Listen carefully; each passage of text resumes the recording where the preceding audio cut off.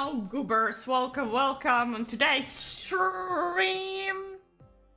Let me just mute the music almost entirely because we won't need that for today. Hello, another. Hello, Marky. Hello, Shipsy. Hello, Benu. Hi, everyone. Hello, Goobers.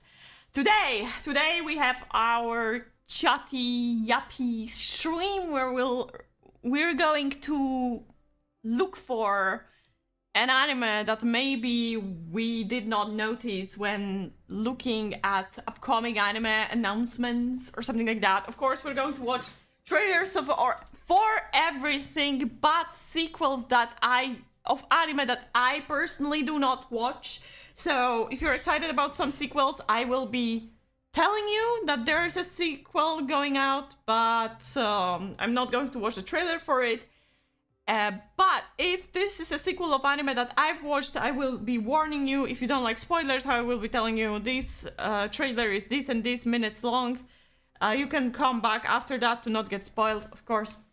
That's what we usually do. And it is anime time. So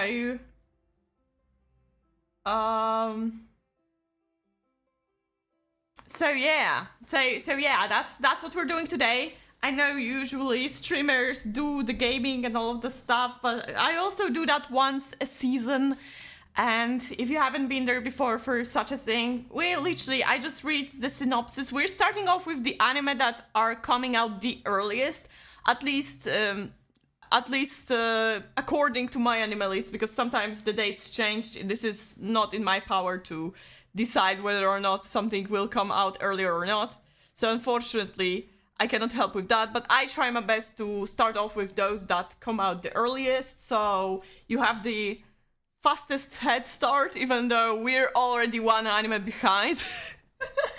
But yeah, that's what we do. I just take the first anime on the list, I read the synopsis, we're watching the trailer, I say whether or not I personally will be watching maybe 1 episode, 3 episodes, or it's just like immediate must watch entirely. So yeah, it is a weep time, Marky. You got me there. You got me there. Seasonal isekai bashing evening. Listen, I'm going to spoil you a little bit. There are not that many isekais that are not sequels. So you may be surprised today. But yeah, without delaying anything, I hope you had a nice day. This is the last stream of this week. I was thinking whether or not I would want to stream tomorrow, but I think I want to focus on my commission work, so I won't be doing that tomorrow. So the earliest one will be on Monday. So enjoy today's stream that, you know, technically this season there's less anime than last season, but I feel like I say that every single time, and yet we still spend 4 hours watching those trailers. Anyways, I don't know how that happens, but yeah. So without further ado, let's go through the list. Let's see together if there's something that maybe we all could miss out on, if not for watching a trailer, or maybe everything is shit. We'll see. What genre cut isekais out? Let's check. Yeah, let's check.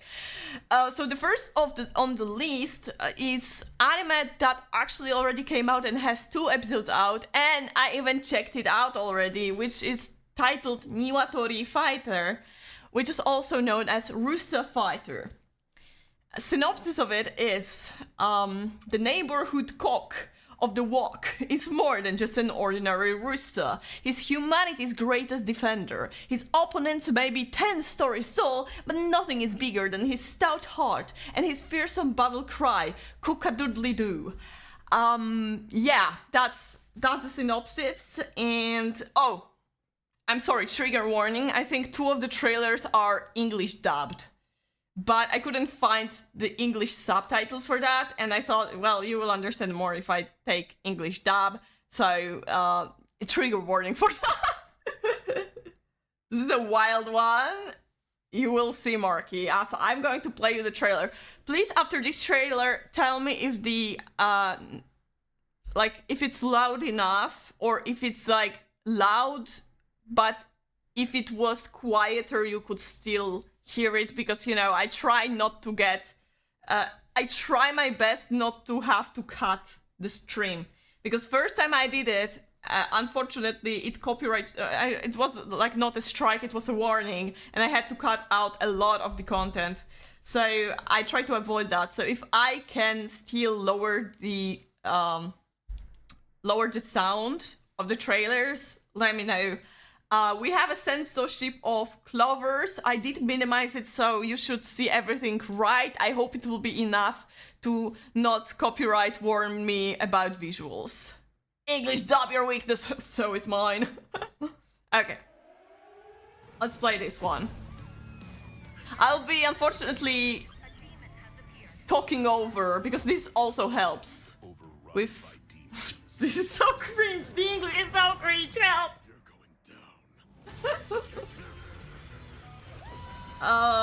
So yeah, this is the anime about chickens. If you didn't notice already.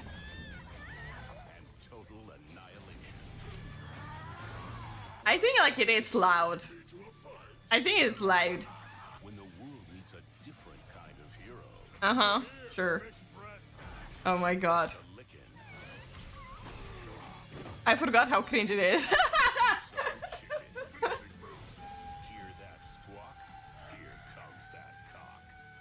Oh my god. Yeah, so as you can see, March 14th was already the only Toonami.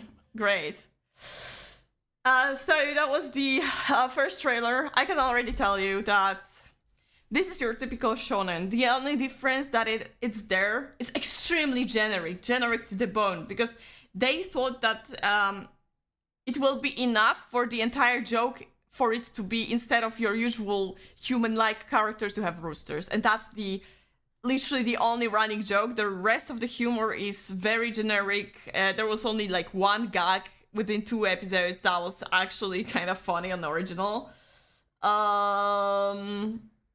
You can give it you already gave it 2 episodes. So I personally dropped it after 2 episodes. Checked out 2 episodes, dropped after 2 episodes. It's not going to get any better. It's kind of cringe, I'm not gonna lie. It was hard. It was a hard watch. Like, oh yeah, that explains why it's so loud for me. Sorry guys, I needed to lower the animation is uneven but really cool at times. I think the problem with it is like it's Adult Swim, and Adult Swim, for some reason, I don't know what they're doing, honestly. they have mixed quality for some reason. So that was the first position. Surprisingly, so far it's 7.18, so people apparently enjoy it. Whatever. I'll watch third, as I'm curious of this chick. I appreciate the I appreciate the gag, you know? I appreciate the pun, Shipsun. I appreciate it. Hey, oh, the person, hello! The only thing you missed out is the chicken trailer. So you didn't miss out much. Moving on to the next anime on the list, it's by the way, if you want to like follow the list with me, and because like when I tried to do it like visually and show you on the screen, it was a little bit of a mess. I had to jump back and forth. So if you want to follow the list, just go on my anime list, seasonal anime, spring 2026, and go to filters and set, no wait, not filters. Not filters. By filters you have sort, and you click start date, and then you will visually be able to check on the other, let's say on the other website, on like your other screen, what I'm talking about. If you want to, just making sure you have this opportunity. Next anime in line is Shunkashuto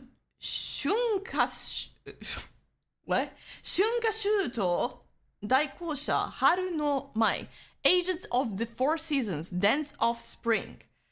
The title itself already make me feel like they want to have like 4 seasons. Each season is for different season. Get it? Get it? And because it's spring season, they're starting with spring. I don't know if that's true. Let's read synopsis to check out. Winter was once the only season in the world, but such an existence was too lonely to bear, and so it created spring to love. Before long, the earth wished for more time to rest in the cycle, and summer and autumn were born. The ones who carry the cycle are called the agents of the four seasons. Hinagiku, the agent of spring, disappeared from this land 10 years ago, taking the season of spring with her. Now, after incredible hardship, she has returned to restore the cycle to its proper state, and as in the myth passed down since the dawn of time, she sends her love to winter. Is that a romance? It's made by which studio? Drama Fantasy Romance. Okay, let's check out the trailer then.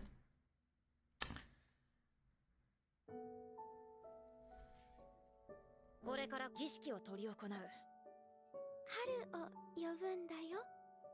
春って Oh man. 何？ I'm not fond of those cutesy voices. Oh, we already have opening probably. Or ending. 今は四季の均衡が崩れていますからね。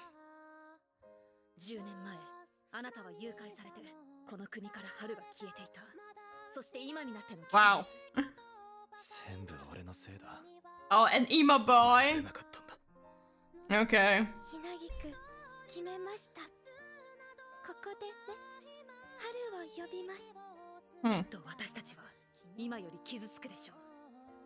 ひなぎくは神様じゃありません。力は預けられて。 Well, good thing is that they're not showing too much, but at the same time, they're not showing anything that makes me interested. No, so unfortunately, not all of the trailers. It's hard. It's hard to find trailers with subtitles. I tried. Never mind, this is the opening. That the other one was probably the ending. If it's more energetic, it has to be an opening. Okay, so there is action as well. Emo boy. 私がいなくても大丈夫にならなきゃ。当たり前に続くと思ってた。 Hello, Cincy. Tame version of Maya no Top Gun. I mean, I feel like this anime is trying to sell itself by having aesthetically pleasing designs, you know? Some handsome guys, pretty girls, you know, that's... But I don't think I can personally follow this protagonist. Like, I feel like she's too laconic. That's how you say it? Who died? No one died. No one died. This is I can't believe I have to repeat that title. Shunka Shuto Daikosha Haru no Mai, or the Agents of Four Seasons? Agents of the Four Seasons, Days of Spring. That's the title in English. I am not sold. Personally, I am not sold. I don't know how about you guys. I feel like it's going to try to be emotional, but I don't think it has a strong enough build-up for that, or strong enough characters. From the trailer itself, this is how I feel. Like, they're very tame, you know? And this being tame sometimes is good. Like in Journal with the Witch. Oh my god, it's so freaking good. But the thing is, Journal with the Witch had more interesting concept for the story. In here, the story of spring disappeared and it came back. It feels like, oh, you're retelling the story of Persephone, something like that. You twist it a little bit. I guess it's fine, but honestly, kind of like overused at this point. So I'm not convinced. Unless it gets somehow viral for some reason whatsoever, I will probably not be checking it out. Another one of the list is, I guess, Classroom of the Elite, 4th season, 2nd year, 1st semester. Oh my god! There. You know what? You know how, like, I was annoyed, like, part 1, final season part 1 of part 1 or something like that. I can respect how they said second year, first semester. At least you know where you are in the story, right? That's actually genius. But I did not watch anything from Classroom of the Elite, so obviously we're not going to watch fourth season's trailer for that. Wi-Fi is so shy, can't watch it properly. Oh, poor Marky. I'm so sorry to hear that. I would go insane if my internet was weak. I cannot exist without good internet anymore. I'm broken. Another anime on the list is also a sequel, second season of The Beginning After the End, which is also in Japanese, Saikyo no Osama, 2度目の人生は何をする? I did not watch first season, so we're not going to watch this trailer. And then we go to the next anime on the list, which is also a sequel. Classroom first season was good, but the second one was way worse than me. For me, Jesus. You see, I don't know because I didn't watch, but I heard a lot of good things after first season, and then I stopped hearing anything about Classroom of the Elite. Main thing that I am interested in this season is Sangariboshi no Atelier. Oh yeah, Witch Hat Atelier, but it's like the basic must-watch Shinsei. It's like, it's a no-brainer. We're looking for something that's going to surprise us all, you know? That's why I'm watching all the trailers, to see if there's something interesting. Because like, I've never heard about Journal with the Witch from last season. And it's probably one of the best anime that's coming out of this season. So this season that's already airing. Yeah, so next one is Reborn as a Vending Machine. I No Wonder the Dungeon. Apart is already season 3. That's insane because I remember when I was still reviewing the first time it appeared, I was like, who the fuck would want to watch it? I remember that. And apparently it gets 3 seasons already, which is insane. All I know about this season, which is in Japanese, I didn't say the title in Japanese. Jido hanbaiki wa umare kawatta ore wa meikyu wo samayo. I know one thing about this season of Vending Machine is that the ending is sung by Fuamoko. Because, you know, I follow some VTuber news, so that's the news.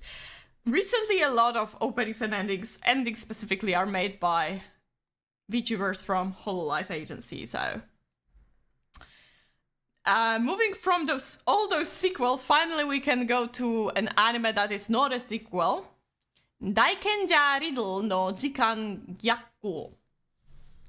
A young man named Riddle had lost all of his friends and the entire world at the hands of a mysterious organization known as the Box of Malice. Having lost all hope to leave, he dwelled in a pit of despair until he has one final revelation.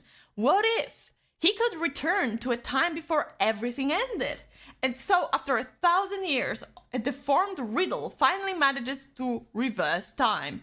I'm going to stop them this time. Equipped with 1,000 years of knowledge and experience in his young body, the great sage Riddle's journey to the past now unfolds. So technically this is... well, this is not reincarnation, but time travel. It kind of works similarly. I think the trailer is shite though, so we won't see much.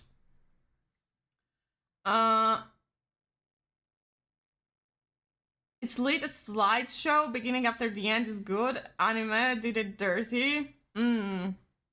Well, I didn't watch it, so I'm sorry to hear that. If you were a fan of, you know, manga or manhwa or whatever it was based on. As someone, I guess it's as someone who doesn't regularly watch anime, I tend to forget how insane anime series titles can be, yeah. Synopsis sounds edgy, yeah it does. Sounds like a dang webtoon. It is based on a webtoon, so you're right, Mark. I can guess how this is going to go. It sounds like Gollum and the Ring a bit from Lord of the Rings. Wait, let's see. So the trailer, unfortunately, is animated elements of webtoon. Unless this is how the anime will be looking like, then it's shite. Stop doing this kind of anime. No one wants to see it. It's literally animated webtoon. No one wants to watch this slop. I'm sorry. Like, if someone told me, hey, we can make an anime out of your webtoon, but it's going to look this way, I would be like, no. Don't make it then. It's not an anime. It's a fucking slideshow. It's like it's like animated starting soon screens from VTubers look better than that. I am sorry, don't do it. It's just like fan edits of webtoons look better than that. No, that's a no. That's a no-go. So let's move on to the next title then. So far, it doesn't look too good. 6 anime, none of them caught my interest whatsoever. Well, I mean, half of them were sequels, so. Next one is Ganbare Nakamura-kun. Go for it, Nakamura. And the manga got popular because the poster of this manga has become a template for OC artists, and it has been everywhere. That was insane. I was so annoyed that honestly, I am a little bit annoyed at this series, so I don't know if I'll be like, I'm negatively like, I already have a negative approach, even though I know nothing about this series other than it's boys love. So let's read synopsis for you guys. Okuto Nakamura is a timid and gloomy-looking student who cherishes only 2 things in this world: his pet octopus and his kind-hearted classmate, Aikeji Hirose. Ever since the school entrance ceremony, Nakamura has admired his jovial classmate, albeit from a distance due to his poor social skills. After mustering up all the courage within him, he finally decides to talk to Hirose.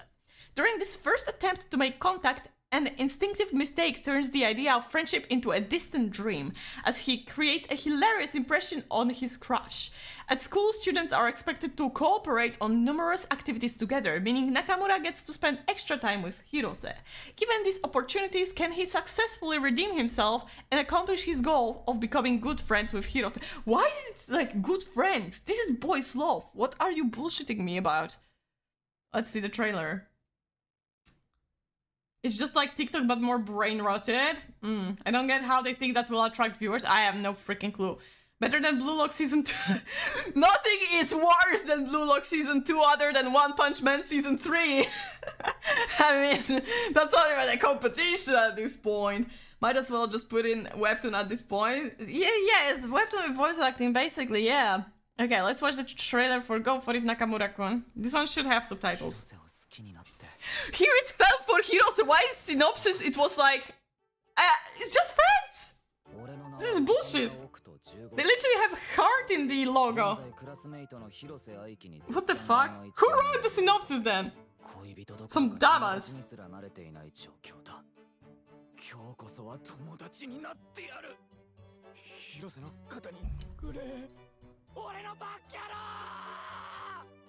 And the art style is nice, very pleasant. It's like a retro vibe, but with like modern kind of line arts and coloring. Oh, maybe coloring now. Maybe coloring is retro as well, but One Punch Man got murdered? Yes, it did.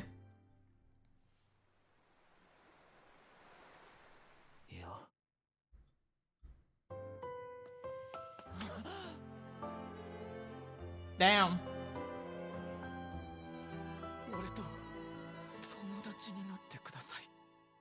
Okay. I don't know, guys. I feel like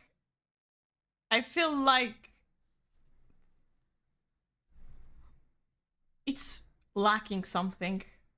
The style is similar to Ranma. Yeah, that's what I said about like retro type of stylistics. It is made by Aniplex though, not David Pro. I don't know, really. Recently, I think like most of Boys Love I've been disappointed with, so I don't trust it as much. And also, I think we've got so many cute romance anime recently that it really has to have this special feeling for me to go for it. It's like this season we have an amazing love comedy. Dangers in My Heart is an amazing love comedy, but there's also things like Ghosts in Between that are also romances and just don't get to me, or try to be comedy, but the comedy is so weak that you just like don't really enjoy it that much. So I don't know. Maybe he wants to be friends with Ben, if it's fair enough. Fair, but he's in love. Would someone in love want to be friends with benefits? I don't think so. I don't know. Maybe if I feel like it, I will check out the first episode, but I don't think it's going to be bad, don't get me wrong. I think it's going to be very basic. Your typical romance, but between two boys, which is a little bit more rare. But I don't think it's like boys love is that uncommon anymore, so I don't know. The last good BL was the About Office 30, just kidding. Nah, the last good BL was Ban Baban Vampire. It was amazing! I loved it! And like the funny thing is now I'm laughing, but I'm saying it unironically.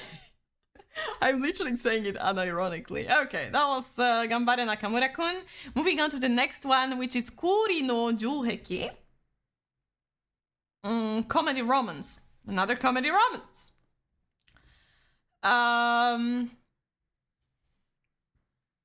The English title is entirely different. The Ramparts of Ice. Inept at dealing with people, Koyuki Hikawa maintains a wall between herself and others. She spends her time in high school away from others, all alone. At least until she encounters Minato Amamiya, who keeps closing the distance between them for some reason. The aloof Koyuki, the popular Miki, the boundaryless Minato, and the easygoing and kind basketball team member Yota. This is the story of these somewhat complicated four and their tantalizing, bumbling youth. Not gonna lie, it kind of looks like the anime that's going out this season. That's like the how is it called in English? You and I are polar opposites, and it even looks similar a little bit to the art style. So let me show you the trailer of that. Oh, right. I can turn off this. But it said like romance comedy. It starts like a drama. I'm not, but the art style is very similar to You and I Are Polar Opposites. I don't know. Like recently, I'm not vibing that much with like this anime that try to be chill. You know? I feel like in comparison to You and I Are Polar Opposites, this one here feels like a more boring version of it. Like it tries to achieve the similar thing, I think. But the characters look way more boring. I don't know.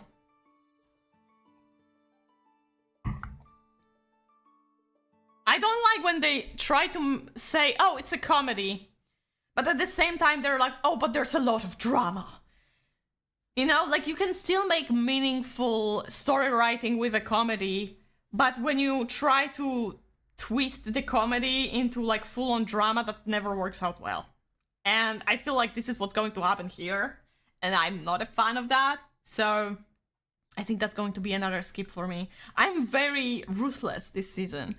Mostly because I got a little bit tired of, like, in this season that's coming out right now, there's been a lot of anime to watch and a lot of sequels. I have been disappointed with Trigun sequel. So I got a little bit tired of watching anime, and I do know there are, like, few solid anime that are already must-watch for me. So to give a chance to something that's, like, much less popular, it will take a lot for this series to convince me. This one does not convince me, unfortunately. But I think overall it may be a solid watch. I don't think it's going to be anything special, and you'll probably forget about it after watching it. But maybe I'm wrong. Maybe I'm wrong. I don't know. Moving on, we have Dr. Stone Science Future Part 3, which is surprising because I already thought, like, I thought it's already finished last season, whenever it came out. But I guess it's still not over yet. I think it's getting close to the end, though. I have not watched Dr. Stone. I do want to watch it in the future at some point. I don't know when, not yet. But yeah, I keep that in mind somewhere in the back of my mind. It's like one day I will watch Dr. Stone because I really like Boichi's work, and yeah, I want to give it a chance at some point. But it's already like one of the final seasons, part 3, so we're not going to watch trailer for that. There are more Dr. Stone seasons? Yes, Kamenu! Yes, there are! Stones keep rolling, yeah, exactly. So, moving from that, we're going to the anime with the title of Nigashita sakana wa okikatta ga tsurigeta sakana ga okisugita ken, which is kind of like translated to I caught a huge fish, but then I caught even bigger fish, or something like that. I know this is... Wait, always a catch. The fish I missed was big, but I caught another fish that was too big. That's how it's like, exactly how it is in English. Yeah. Ridiculous. I know, ridiculous title. Let's read the synopsis. Maria, the daughter of a duke, grew up believing she would one day inherit her father's dukedom. Accordingly, she focuses her attentions on honing her martial arts prowess, while thoughts of marriage fell by the wayside. But the arrival of a baby brother in her family means she's losing her role as heir. Now that she's decided it's time to marry after all, she's arrived a little late to the game. Are there even any eligible bachelors left? Upon going to study abroad in a neighboring country where she might still stand a chance at getting hitched. Wow. She's bewildered when the crown prince there declares before all that his engagement to her is null and void. Wait, what engagement? Apparently, he's mistaking her for the wrong girl. But once that's all cleared up and he catches sight of her knocking out a whole pack of bandits, it turns out that this prince may have a thing for ass-kicking young ladies after all. I cringed when I read the last line. It was not going too bad until this last line. Dr. Stone 2035, oops, we tore a hole through the fabric of space-time and turns out the event in the first season was caused by us. Dr. Stone in 2030, finding super tech and traveling at light speeds. I don't even know what's going on in Dr. Stone, but I could believe that this is what's happening. Okay, let's watch the trailer for Badass Lady. So he embarrassed her. It's like, yeah, our engagement is over, and the guy in the back, that's not the girl, no! That's actually kind of funny, you know? The guy in the back, not the entire situation. That's her father? Jesus. She definitely took over her mother, eh? Oh my god. The characters are so similar to each other. Okay, I can understand that he mistook the two.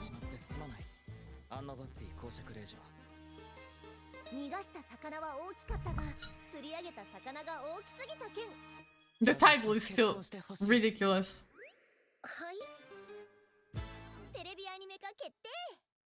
It surprisingly looks a little bit above average for this type of anime, a little bit. Okay, let's not be crazy, but I wonder if it's only like the first episode and then the quality drops down immediately, like, and you know, everyone in the background has like broken faces and all of that.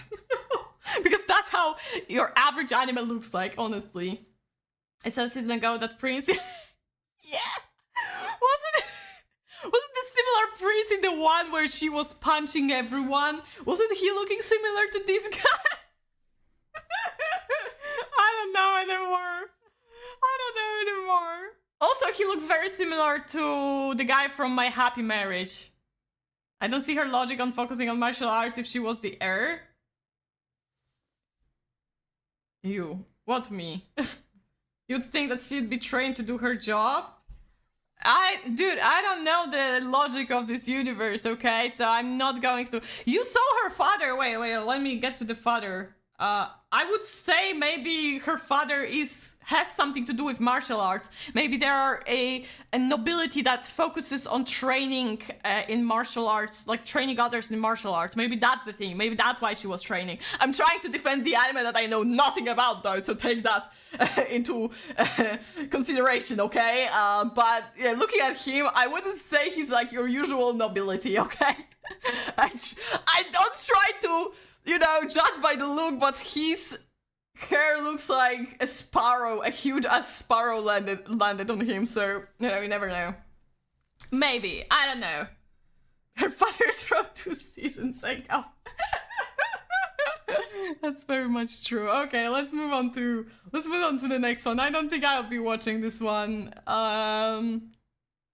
No, thank you. Once again, it's like a mesh of anime that has already happened and I did not enjoy that much, so...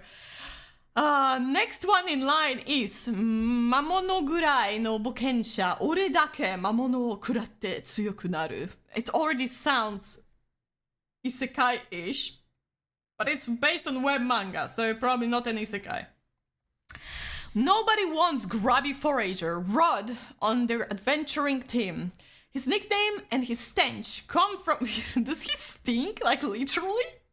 Come from his constant treks into the noxious labyrinth to gather medicinal herbs. A job he survives only thanks to his status immunity skill. When he's finally recruited as a party porter, things seem to be looking up. Until a deadly dungeon monster appears and his fake allies use him as a bait before abandoning him. Jesus Christ, I've seen this like a million times before. Can we think of something new, please? Wounded, destitute, and barely surviving the attack, Root breaks a forbidden taboo to stay alive. Eating monsters. Well, we have Dungeon Meshi. I don't think I want a Dungeon Meshi ripoff, guys. But the more he devours, the more power he gains, kicking off a thrilling, adventurous gourmet fantasy. So it's literally a Delicious in Dungeon ripoff. Okay, let's watch the trailer. I'm already skipping this anime, okay? Sounds like Backwater Dungeon, and also like bajillion others. Yep. Is it 3D? Oh no, it's another one of those! Fuck! What are they doing? Stop animating webtoons like that! No one wants that! I get tilted too much, I know, I'm sorry, I'm going to calm down. It's cringe though. Why are they doing this? Stop! Immediately stop! Immediately stop! Stop! What? Well, we get an opening, I guess. This is shit. I feel bad for those bands who were told, oh yes, you're going to have an opening for an anime. They're like, cool, what's the anime? And they show them this and they're like, cool, yeah, that's an anime.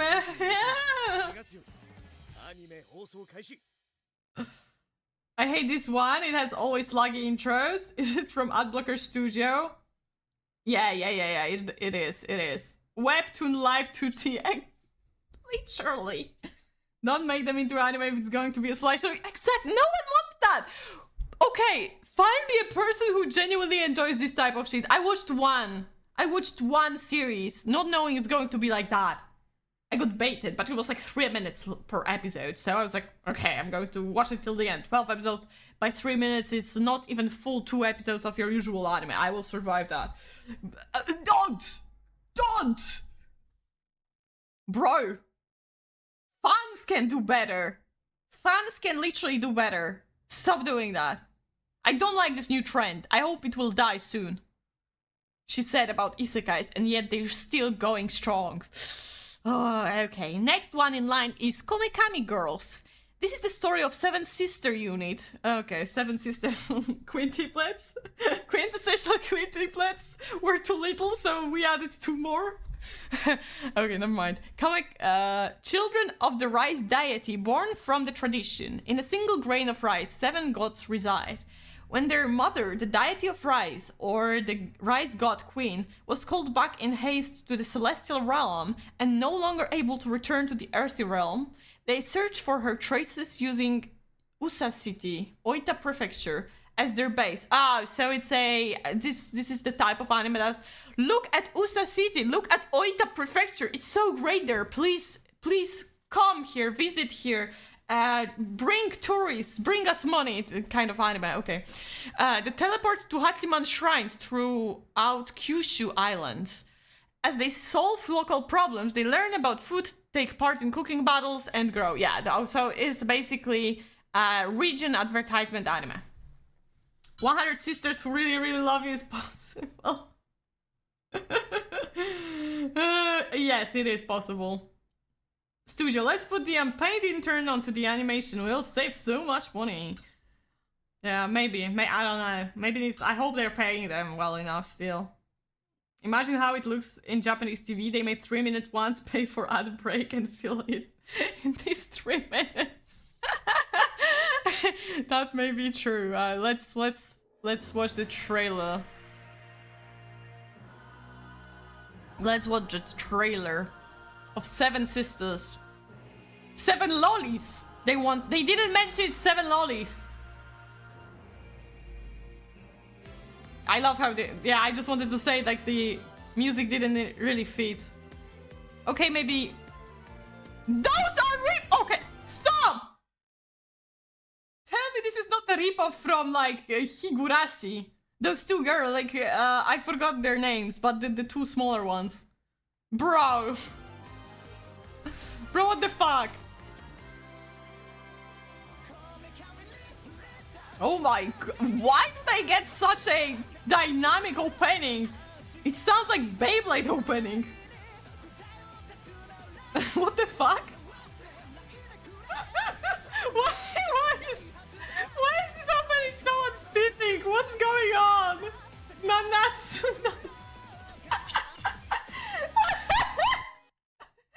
Nanatsu no Rori.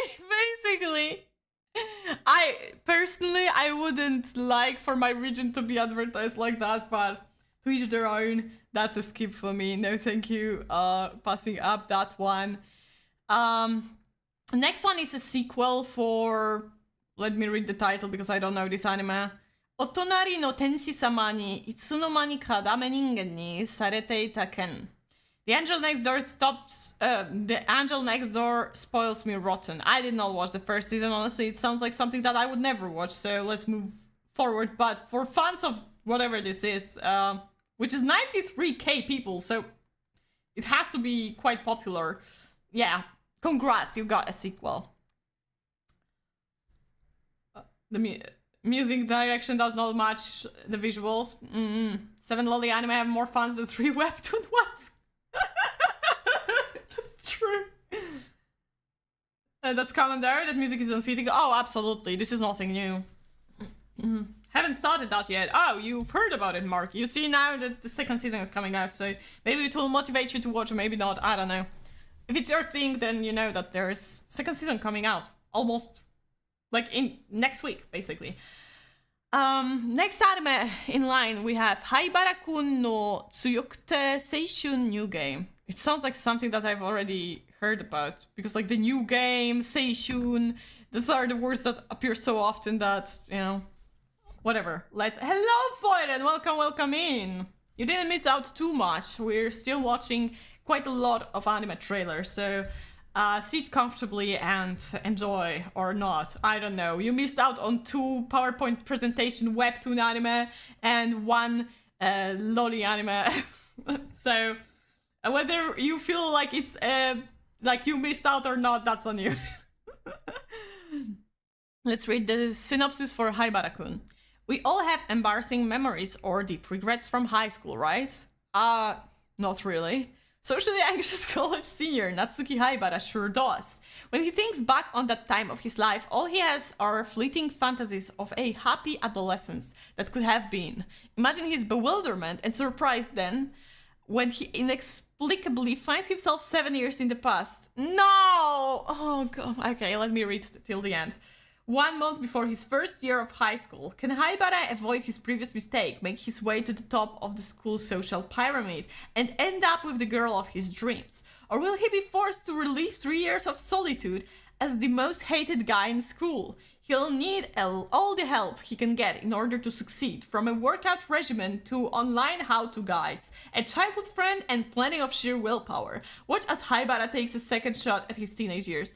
Something about an adult going back to past while still being an adult in mind and focusing on romance. That shit is...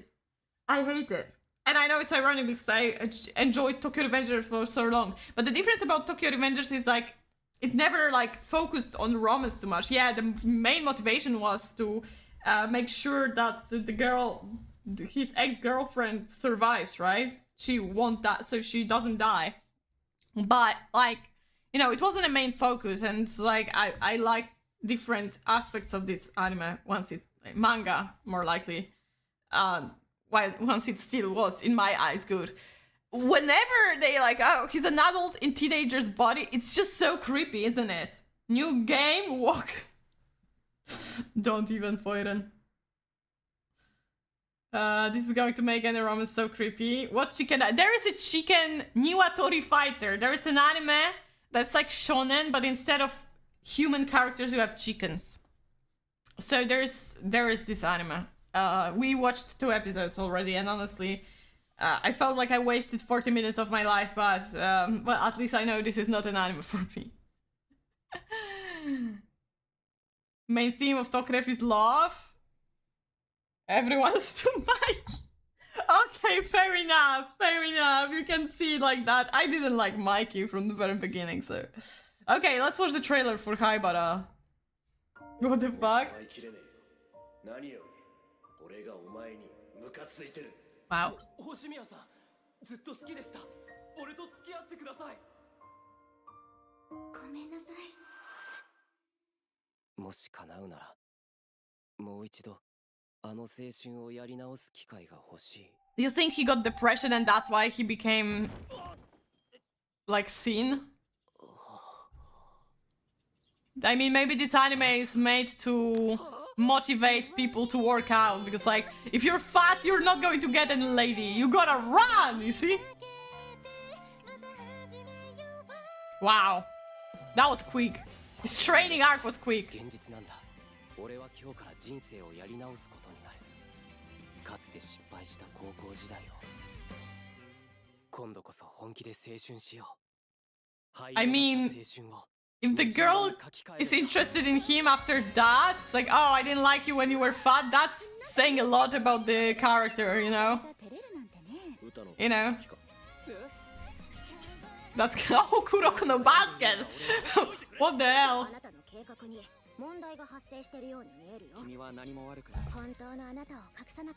I hope he's not ending up with the girl who, you know... Oh my gosh, this looks so... I hope he won't end up with her, genuinely. He's going to end up with her. It would make so much more sense, you know? Because like, what the fuck are you talking about? It's like, she literally didn't want to be with you because you were fat. Like, literally. That was the reason. She's interested in you only because you became more attractive. Do you think it's a perfect girlfriend material? I wouldn't say so. Okay, never mind, never mind. That's a skip for me. To be fair to the girl, it could be a case where the previous time, like, he was just a random boy. Yeah, that's true, that's true. But you think this is going to be well polished in this type of anime? I have my doubts, unfortunately, because it looks like a mediocre anime. Boring, even characters. Oh, skipping. Okay, let's move to the next anime, which is called Snowball Earth. Yukio was destroyed in battle, and Tetsuo survived in an escape pod. I don't know who those are, but okay.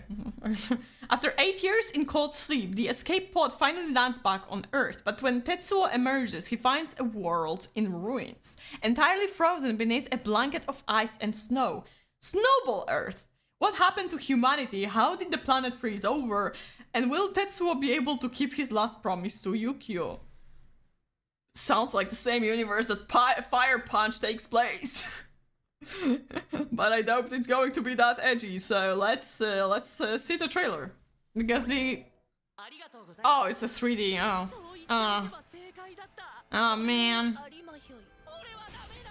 Oh, great, he's such a failure, guys. To be fair, these three, maybe not those monsters, but the character 3D is not as shy. And now it's 2D. I don't know anymore. I don't know anymore. I'm lost. You see, because like when they put nice enough layers, it doesn't look that good. Unless it's 3D.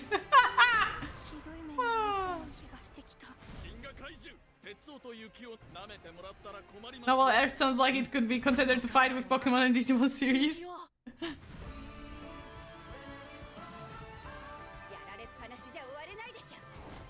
Okay.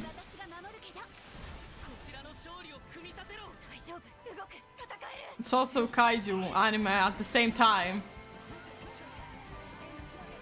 I mean, genuinely, I gotta say, this animation of him running, I gotta say, it doesn't, surprisingly, it doesn't look that bad. Like the animation where he was like running, what was that? Here? Here? That was pretty smooth. Was it 3D or 2D? I cannot tell anymore. I think this one was 2D actually. Yeah, it had to be 2D. At least the 3D ain't that bad. It's a Frostpunk anime. Yeah, it's not. It's okay animation, fun. Yeah, it's not too bad. I don't know if I'm convinced though. I don't know. I feel like this one at least has some personality. Like, you know. I think it has at least in here I can see the characters are somewhat have like any kind of personality other than being like nobody. Montage is clean music. I think I'm going to give it one episode at least. We'll see. We'll see if I'll vibe with it. You know what? Why not? Why not? Listen, maybe the animation is not the best, but it's also not the worst 3D, and it's the first thing that has some kind of personality to it. This Mirk for emote? Yeah, oh, definitely. Oh, you know it. Oh, you know it is going to be an emote of the season. You know it. It's going out there immediately. Moving on, we have Tensei Shitara Slime Dattaken 4th season. So if you love Tensura, there you go, 4th season already. I dropped it the first season after 7 episodes and I was like, this shit boring, I'm sorry. I do like some of the designs from Tensura, I have to admit, but yeah. Congrats, Tensura fans, you have another season. Next we have, so moving on from the sequel that we will not be watching the trailer of because I do not watch that, is Reincarnation no Kaben. And I hear Reincarnation and I'm already like, you know, I'm like, please no, no reincarnations, I'm begging. But let's read the synopsis. Maybe it's going to be actually something unique. Funny. Funny hopes. There exists an object known as the branch of reincarnation that can grant people the talents of past lives, so long as they slit their own throat with it. Oh, that's edgy, alright? Toya Senji is a teenage boy struggling with low self-esteem. Oh, so cutting a throat was probably... I'm sorry. I shouldn't joke about things like that. But it would probably be a walk in the park for him. I'm sorry, I had to finish my thought. After growing up in the shadows of his gifted older brother, he comes to the decision that academic studies are his last resort in the search for talent, but fails to find satisfaction despite constantly placing in the top 100 for national mock exams. In a twist of fate, Toya encounters one of his classmates, Haito Ruo Buffet. Buffet? Dude has last name Buffet? Like, you know, like the food court thing? Whatever.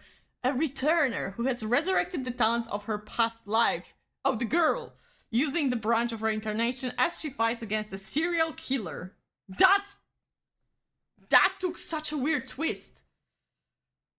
Okay, let's watch the trailer because honestly the twist... I don't know what to think about it. The visuals so far kind of banging, not gonna lie. I like the visuals so far. I like it. Okay, the characters itself. Ooh! Kinda banging.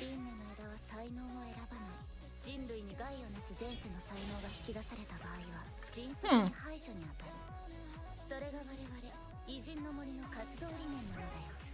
とどめは兵の仕事。 Oh, cherry guy. Wow. That okay, that's interesting.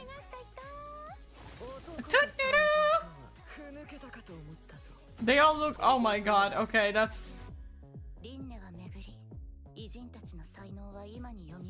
I'm banging with whatever it is, opening or ending. Oh my god, okay, he's an edgelord. I don't know what to think about it now. You know what? Because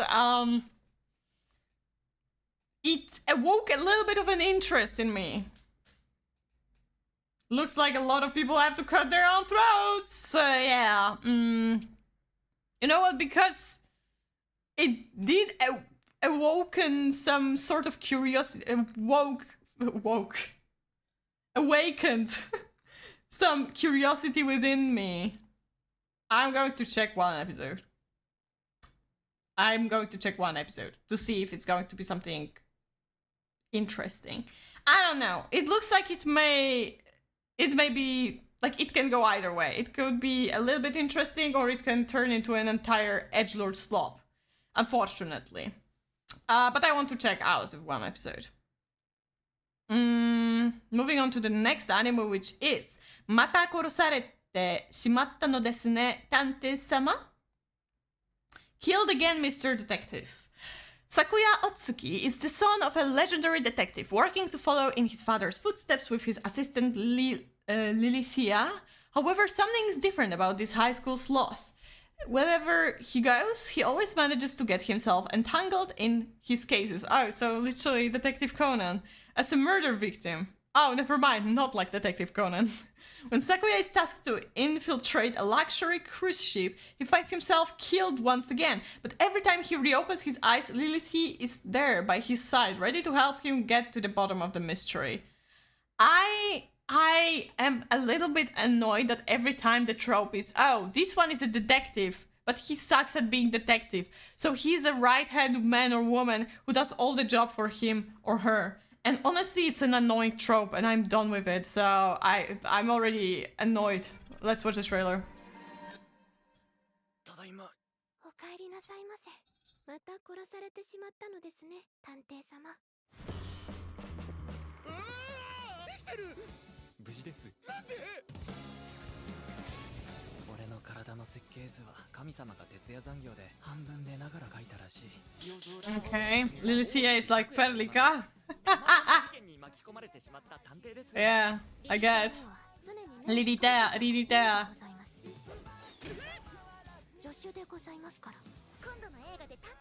Plot twist, it's her killing him all the time. Never mind, it's not, but... Oh, never mind, so it's like they kill him and he's like, I know who killed me! It's kind of stupid.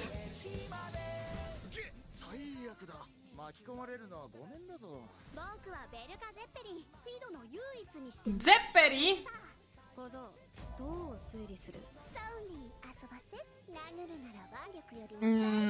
No, that's a no for me. Alternative title, I'm cursed with death and my sister is a necromancer. It's not actually, but yeah.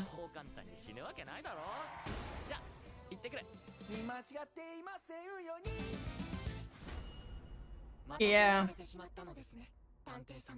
No, that's...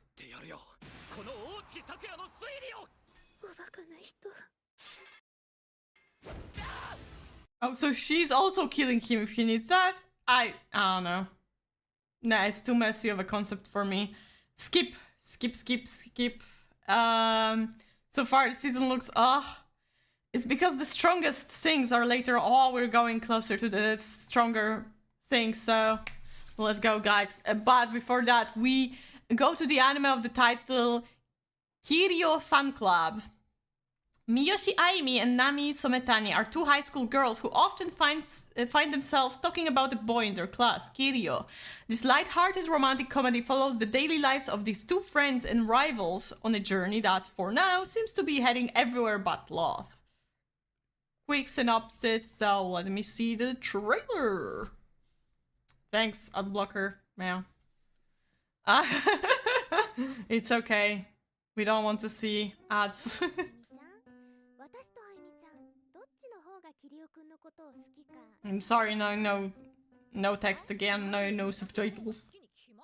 It looks like they are leaning more into action story rather than a proper detective story. That's not even the issue. The issue is that it's going to be repetitive, unfortunately.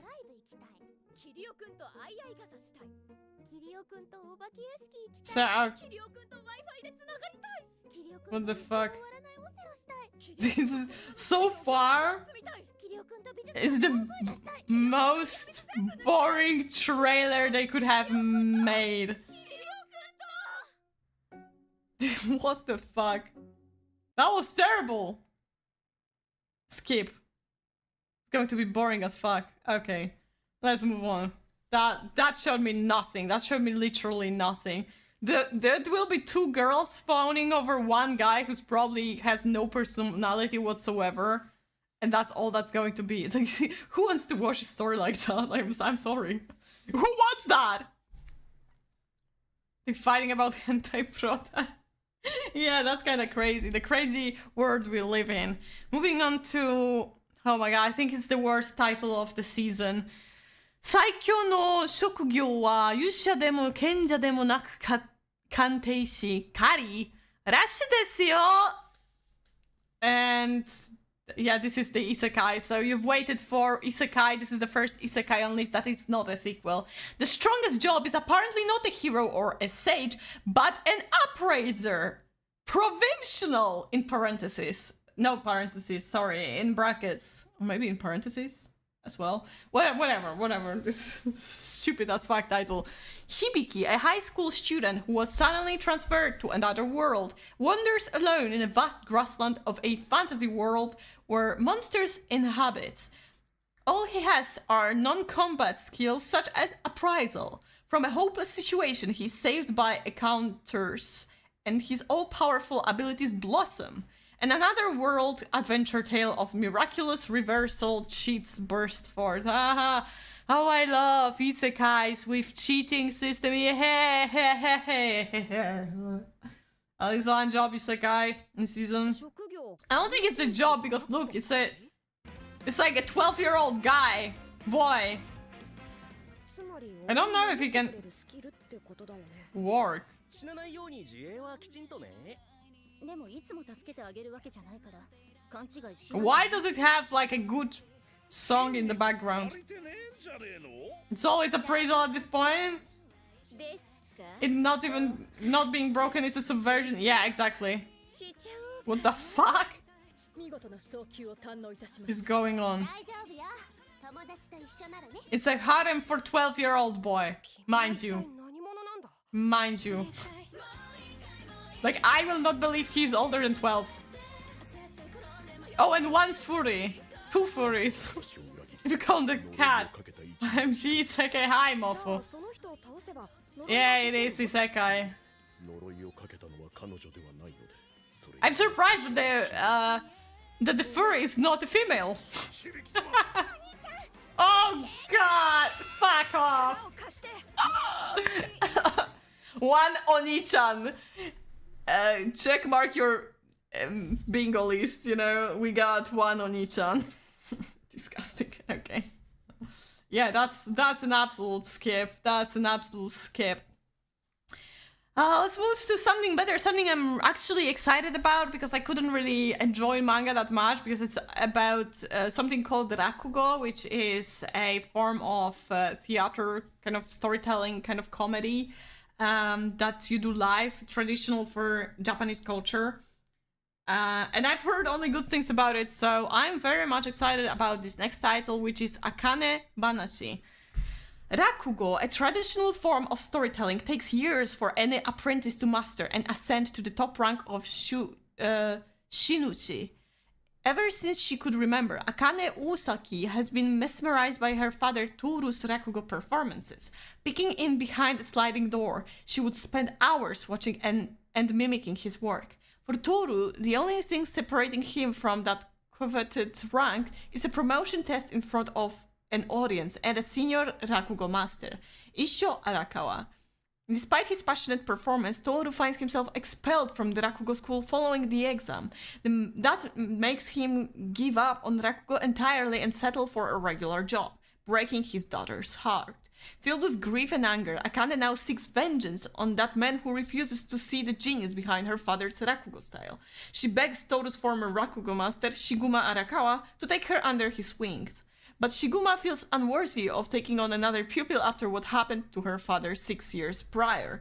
In order to see if she has what it takes to enter the Rakugo world, Shiguma urges Akane to test her resolve by performing in front of the audience. It looks like trash, at least I have something to watch. You're welcome. You're welcome. We found an anime for you, Mofu. There we go. The trailer.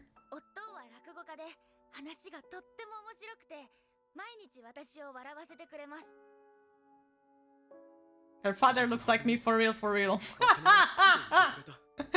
Same hair, same glasses, different Hanten. I mean, it's not a Hanten in here.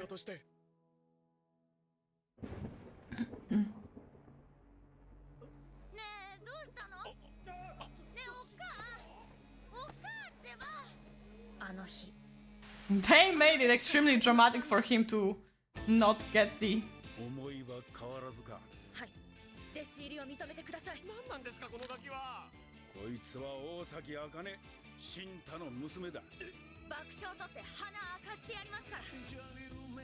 Ooh. Ooh! The song sounds nice. It fits as well. This old man who are like 50 years in the business.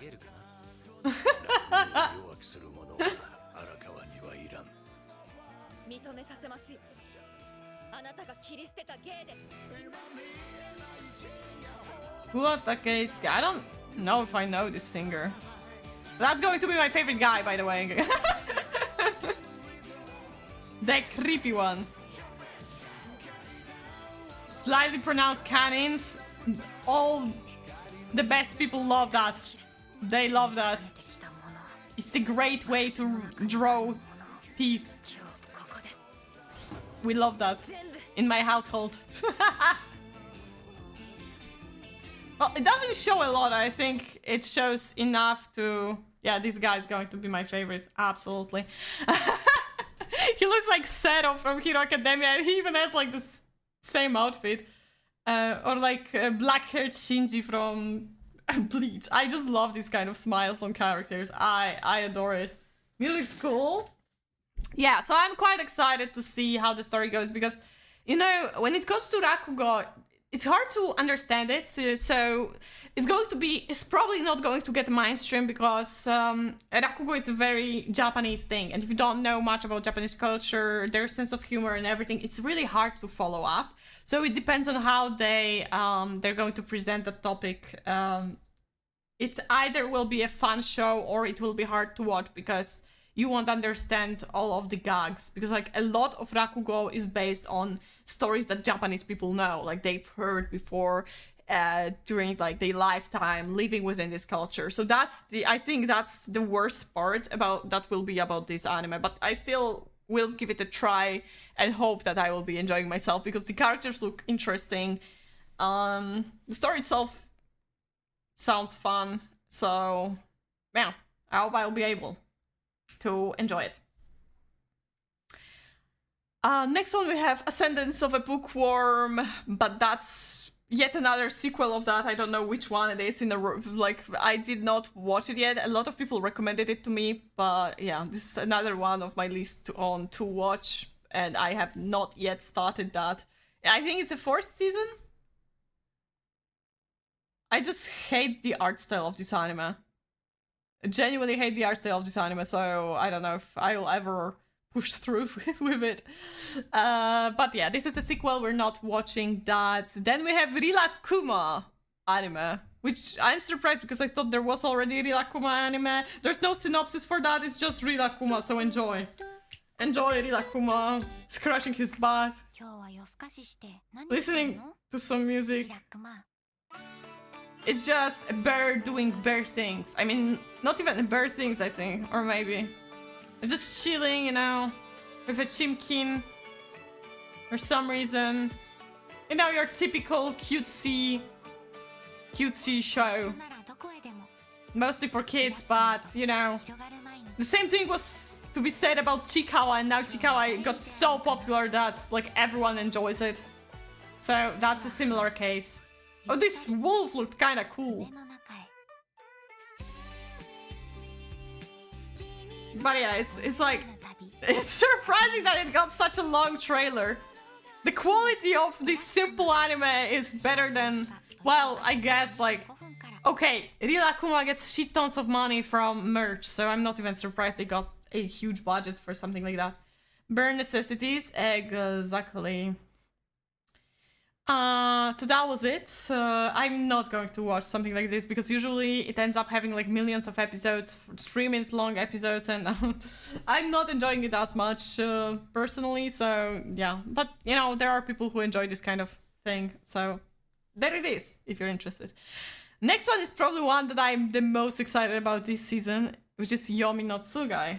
And if it doesn't tell you anything, let me tell you, it's based on manga drawn by the same mangaka that created Fullmetal Alchemist. And that itself should sell the story to you already. I've read the manga, so I know what's going to happen. I'm very much excited to see it animated because the vibes are there. The vibes are there. Mahou Shoujo Nyako Garete was also produced for young people and we enjoy. It was not produced for young people, Shipsin. Stop lying. It was definitely not. It was 18 plus for a reason. Okay, Yomi no Tsugai's English title is Demons of the Shadow Realm, which is a very edgy title and shitty at that. Yomi no Oh my god, sorry. OBS disconnected for a second. Tell me if everything's okay. Tell me if everything's okay. Please tell me everything is okay. Fucking OBS. Stop bullshitting me. Let me check. Let me check. I don't trust. I mean, it looks like it's live still. We good, guys? Top tier Mahou Shoujo. Yeah. Top tier Mahou Shoujo. Are we good, guys? Okay. We good? Okay. Because I don't know what happened. I have no fucking clue what happened. It's good. Okay. Thank God. Jesus. Okay, let me read the synopsis of Yomi no Tsugai then. In an isolated village, two twins were born, separated by day and night. It is years later, and while the older brother Yuru has become a hunter of animals, his sister Asa has been locked away in a cage, ordered to perform a special duty that prohibits her from meeting more than a few select individuals. On an otherwise inconspicuous day, a group of armed men riding in helicopters, referred to as dragons by the citizens, assaults the village in search of Yuru, killing every adult on sight. When Yuru attempts to meet up with Asa and flee, he finds a dead body instead. On top of that, the person who killed her claims to be Yuru's true twin sister. Before the woman can capture him, Yuru is rescued by a man named Dera, an outsider who frequently visits the village. However, it is not long before the two are cornered. In a last-ditch effort, Dera makes Yuru give a gift to the deity of the village, summoning a pair of demons whose existence is bound to reveal the truth behind these chaotic events. Okay, let's watch the trailer.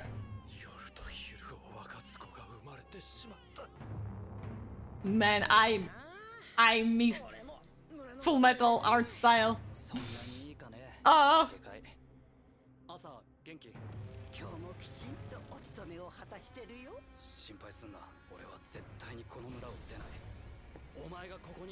I think everything that they described in synopsis is like one episode, probably, maybe two.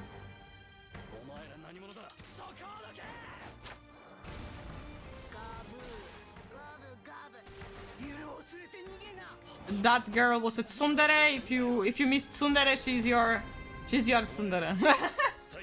Actually, I enjoy her personally. It's like not the annoying tsundere. Their designs are so cold. They're so good. And we have Bondi! Yay! I love Bondi songs. My god. We're winning.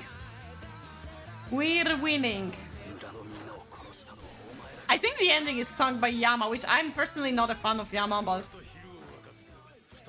the opening is by Bondi, and that's the most important thing.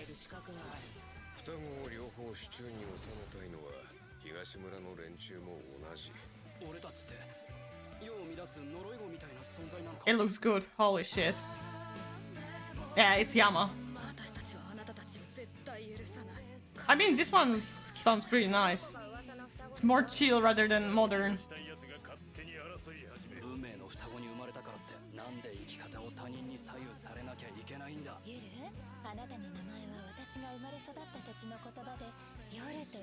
Alright, because like, there's so the entire thing. Yeah, mother and father. I forgot about that part. Genuinely. Your Wi-Fi is so bad. It's okay. It disconnected me today as well, so I guess today is not a great day. Well, I don't know about you guys, but honestly, after reading manga, I'm still very much hyped to watch it, so that's a must-watch for me. That's an obvious must-watch for me. How else can I sell it to you? Like, if you watched Full Metal Alchemist, you know how good of a story writer the creator is, and this is yet another banger, I would say. The way she created a system of power system in this world is fun as heck. I won't spoil it to you, but you will understand it after like first episodes very early on. It's a very enjoyable story, so I hope that the manga will end. I knew the biggest problem for me while reading manga was to find the recent chapters, because in a lot of places they just didn't update it regularly, and it was pissing me off because I genuinely was excited about every single chapter. But now moving on to the next one is Mao. Mao is this time it's like, I think it's the newest creation of another very well-known mangaka, Takahashi Rumiko, the one who created Inuyasha, you know, which is one of the most popular older animes to ever exist. And this is her newest work, I believe. Synopsis of Mao. Nanoka passes through a portal into the Taisho era, where exorcist Mao reluctantly rescues her from the jaws of a grotesque yokai. When Nanoka gets back to the present, she discovers she has some new incredible abilities. She returns to the past looking for answers. So that's literally the same thing that happens in Inuyasha, but for different reasons, because like, you know, if you've watched Inuyasha, you know how the story goes, but they're the same trope. They meet a guy in the past, in entirely different era, and they kept going to the past, traveling to the past constantly, only to get caught up in Mao's investigation of a series of gruesome murders. As her question about herself multiply, Nanoka learns that Mao is cursed by a cat demon named Byuki, and so is his sword. If anyone but Mao attempts to wield it, they are doomed. But when Mao's life is in jeopardy, Nanoka picks up his blade and swings. So that's the synopsis. Let's watch the trailer.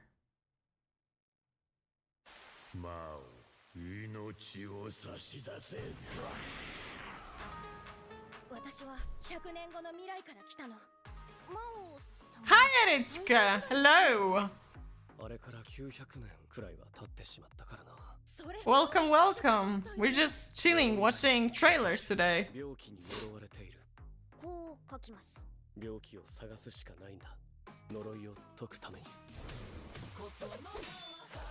Okay, some boys band opening. This is what we'd call a classical isekai, like Inuyasha was. It's not an isekai though, because it's like time travel, not an isekai then. Time travel and isekai is not the same thing. You don't get reincarnated. You still can go back to your... Sometimes you cannot go back to your time, but, you know. It's an entirely different genre. This is not a classical isekai. It's a classical time travel. Oh, she became feral. 何があったのかも。 She's a feral beast, that one.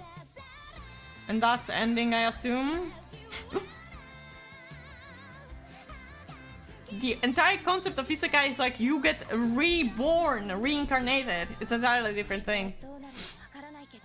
いらっしゃい。お気をつけて。私は一人ぼっちじゃない。 And of course it's romance, because she writes romances, action romances.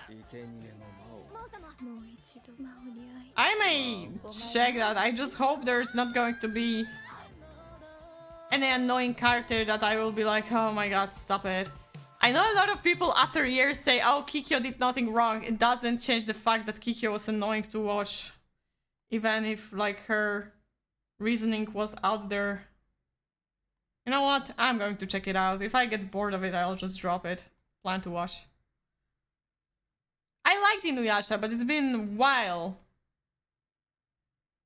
Also, isekai literally means another word as well. So that's another huge difference, right? Because you kind of live in the same world, which means you can be connected, even though like you are going to exist much later on. You can meet your ancestors, for example. That's a huge difference.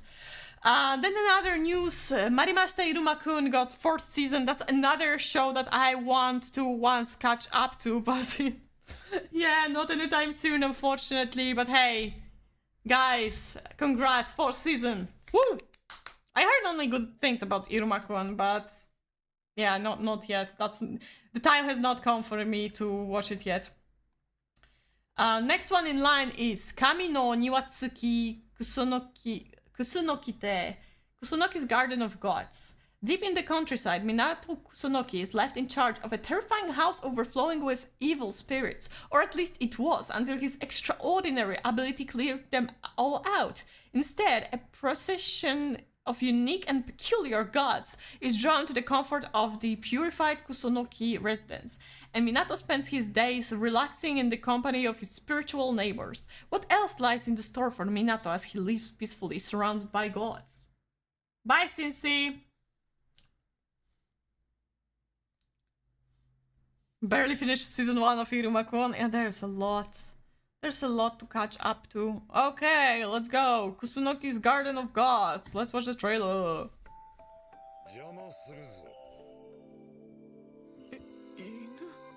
Mostly, I'm not that big of a fan of... Oh, and it's Kadokawa. I don't trust Kadokawa, if anything. It's just kind of boring whenever it's like, oh, one human and all yokais. And it's like... No, thank you. It's just boring. Like, I've seen this so many times before. Give me something new. Like, we have the entirety of Natsume Yujincho. Unless they show me a tanuki, I'll be like, never mind, we're watching that. But for now, I don't see any tanuki. They need to give me a tanuki for me to be convinced to watch it. So far, we don't get any. We have one furry dog and small children and animals, but none of them were tanuki. Oh, there's something else. Ah, so he can make himself smaller. Let me check if there is any tanuki. Wait, let me go real quick over the... There is a chicken. This is a season of chickens, guys. No tanuki. Well, then it's an ultimate skip. How dare you? How dare you not include Baketanuki? What the fuck? Looks cute, and I'm not doubting that it's cute, but it's like, if the whole trope is it being cute, then it's kind of boring at a certain point, unless you really enjoy yourself those kind of overly cozy, you cannot say that, cozy and nothing more than that anime. Well, I think that way it makes more sense to call it this way. Okay. Next one in line is a drama called Nippon Sangoku. And before I read the synopsis, I'm going to have a trigger warning for you guys. This trailer is in English, so I will read the synopsis and you will hear more English coming out of the video. So you are you have been warned. In the near future, Japan has completely collapsed due to a mix of nuclear warfare, natural disasters, and widespread corruption that's sparked a revolution. The country is now split into 3 warring superpowers. This new era of the Three Kingdoms period sees diplomacy vanish, replaced by a harsh, relentless fight for power. Each territory is using its military strength and resources against the others in a desperate attempt for total control over the remnants of Japanese land. Aoteru Misumi is a low-ranking official who has stayed in the background for most of his life. He does not come from a prestigious military background or aristocracy, but Misumi has a strong ambition to end the pointless bloodshed that affects the nation. He seeks to unify the fractured country, armed only with sharp insight and a persuasive voice that can rally the people. The legend of the man who will become a brilliant military strategist starts now. And he has a very, very unique art style. I'm going to tell you right away. Yeah, here you go. English. Yay. Yay. One man steps forward to make himself Why does it sound so AI? I'm here because I genuinely want to change the world. Bro. He would become a genius military strategist. He would become a genius military strategist. I can't. The music is banging though. You can see from here, Japan is truly an incredible civilization. If we utilized your knowledge, it might be possible to secure the borderlands and end the Sengoku period. I hate English. I hate English with anime. The animation is also pretty. Pretty impressive, don't you think? I'm. Faced it all. Did he just give me a like? Just give me okay. Did he just give me a like? Got me. Change the world. I will do anything. That got me. I'm so embarrassed, but that got me. That made me chuckle. The war begins. Ooh. I gotta say, I think I'm going to check it out, if not only for music. Is it Tatsuya Kitani actually? It may be Tatsuya Kitani. That's why I'm already charmed. Yes! It's Tatsuya! Remember who are true enemies. Yeah. Okay. No one can There we truly know go. history before it happens. Nippon Sangoku. But never speak to me in English again. Okay, you know what? That kind of convinced me. Tatsuya Kitani convinced me to check it out. I don't know if I'll like it or not. It may be too boring for me personally, because sometimes when it's too military... Although I'm watching Giga and I have no issue at all, so there's that. I don't know, man. But yeah, it looks unique enough for me to give it a try, at least. Check it out. Another anime on the list is Onegai Aipri, but it's like... God knows which season of Aipri or like spin-off, so we're not going to check that out. Watching for Tattoo Lady, well, yeah, that woman looked pretty interesting, I gotta say. Next one we have, after Aipri, we have Needy Girl Overdose, which, if you don't know, there is such a game that has become extremely popular. I have not played it yet, so I know barely anything about it, but from what I know, it's not exactly... I don't know if it's like exactly going with the story of the game or they trying to do something entirely different. It's hard for me to tell. I do know that there are characters that they don't appear in game though. I heard that. And let's read the synopsis of Needy Girl Overdose, because even though you didn't play the game, you still can watch the anime because it's an individual story in the end. Needy Girl Overdose is a multi-ending adventure depicting daily life with OMG Kawaii Angel-chan, a young girl with a rather extreme need for approval, attempting to become the #1 internet angel streamer. Gradually build up OMG Kawaii Angel-chan's number of followers as she spends her days streaming using various stress relievers and generally being kinda messed up. Bruh. What? Experience all the different crazy ups and downs and find out for yourself whether this story is even capable of having a happy ending. It will be, yeah, I'm not a fan of that personally. I don't like when they try to do different endings, so I'm already like, negative approach for that is already there. Let's see the trailer.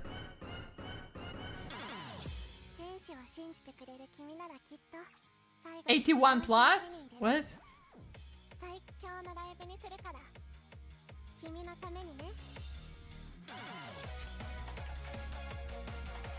Apparently Mind Mint is having like a role in there, I think. Unless I mistook the info. Why is she not cross? I don't like that. 新しい彼氏なんてどうでもいいが堂々と外で会うなと言っただろう。なんで表面上だけでも夫婦ができない。やめてよ子供の前で。 What the fuck? が悪いみたいに。そりゃもう天下を取るつもりでいるけれど。 Karmazo. Purple lollipop, okay. だから私たちはモラルと倫理の外で生きているの。いいじゃん殺されたって。それまで楽しもうよ。わかんないでしょ。普通に生きるだけの苦しみって特別辛い環境でもない。そりゃ嫌なこともトラブルもたくさんある。でもそこまで含めて普通。凡人なんて。 She's a killer queen.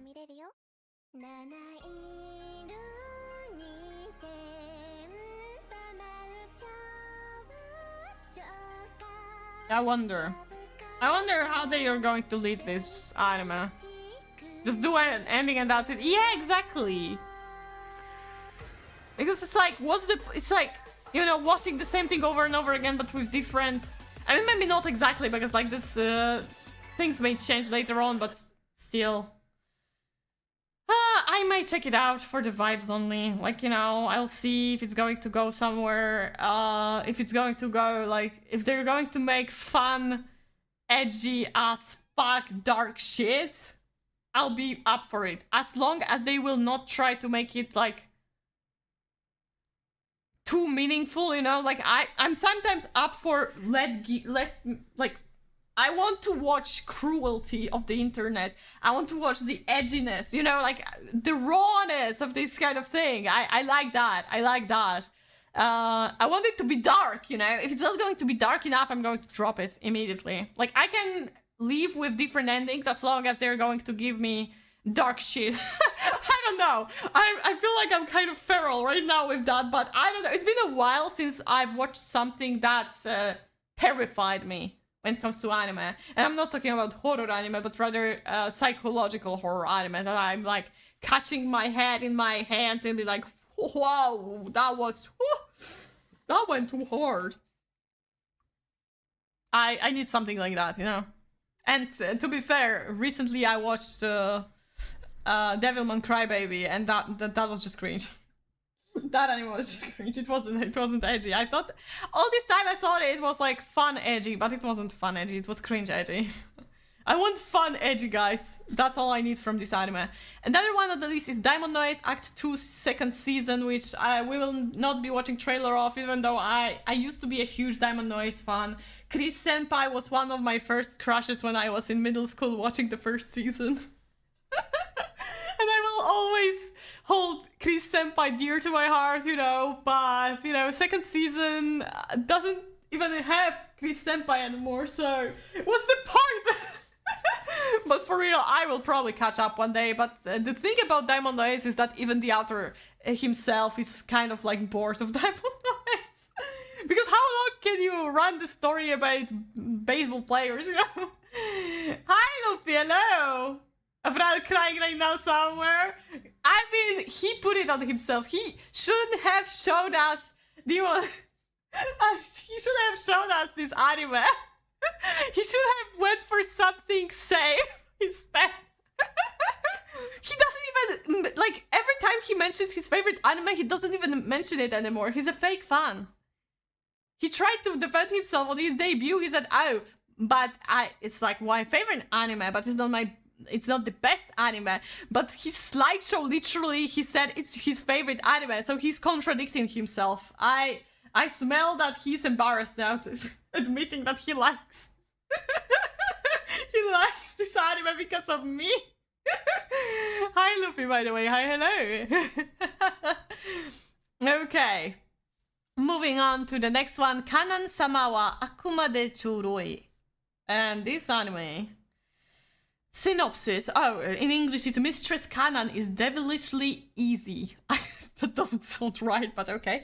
Kanan is a demon who descends upon the human world with one goal: to feast on the sweetest delicacy of all young human souls. Disguised as a high schooler, she sets her sights on her first target, an unassuming boy named Yoji Kyogi. But just as she prepares to claim her meal, things take a very unexpected turn. Instead of devouring him, Kanan ends up forming a romantic contract with Yoji. For someone who's lived for millennia without experiencing love, navigating high school romance proves more terrifying than any hunt. Between awkward dates, hand-holding mishaps, and feelings she can't quite name, the once proud demon finds herself flustered at every turn. Oh. Okay. I see how it is. I see how it is. See, this is kind of like every VTuber who is like so confident, but then you start flirt with them and they're like, hey, you're flirting with me, stop it! This is kind of the thing, the vibe we're going to get from this trailer, probably.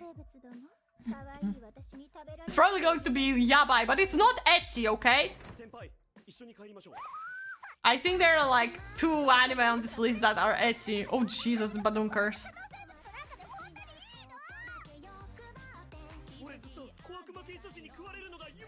Why is he half naked? What's going on? Oh my god. Of course, there had to be huge, busty, gyaru blonde girl.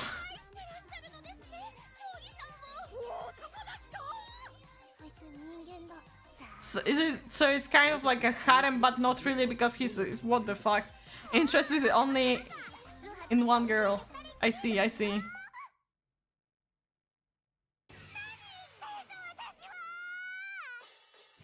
Is it Kaguya's voice actress?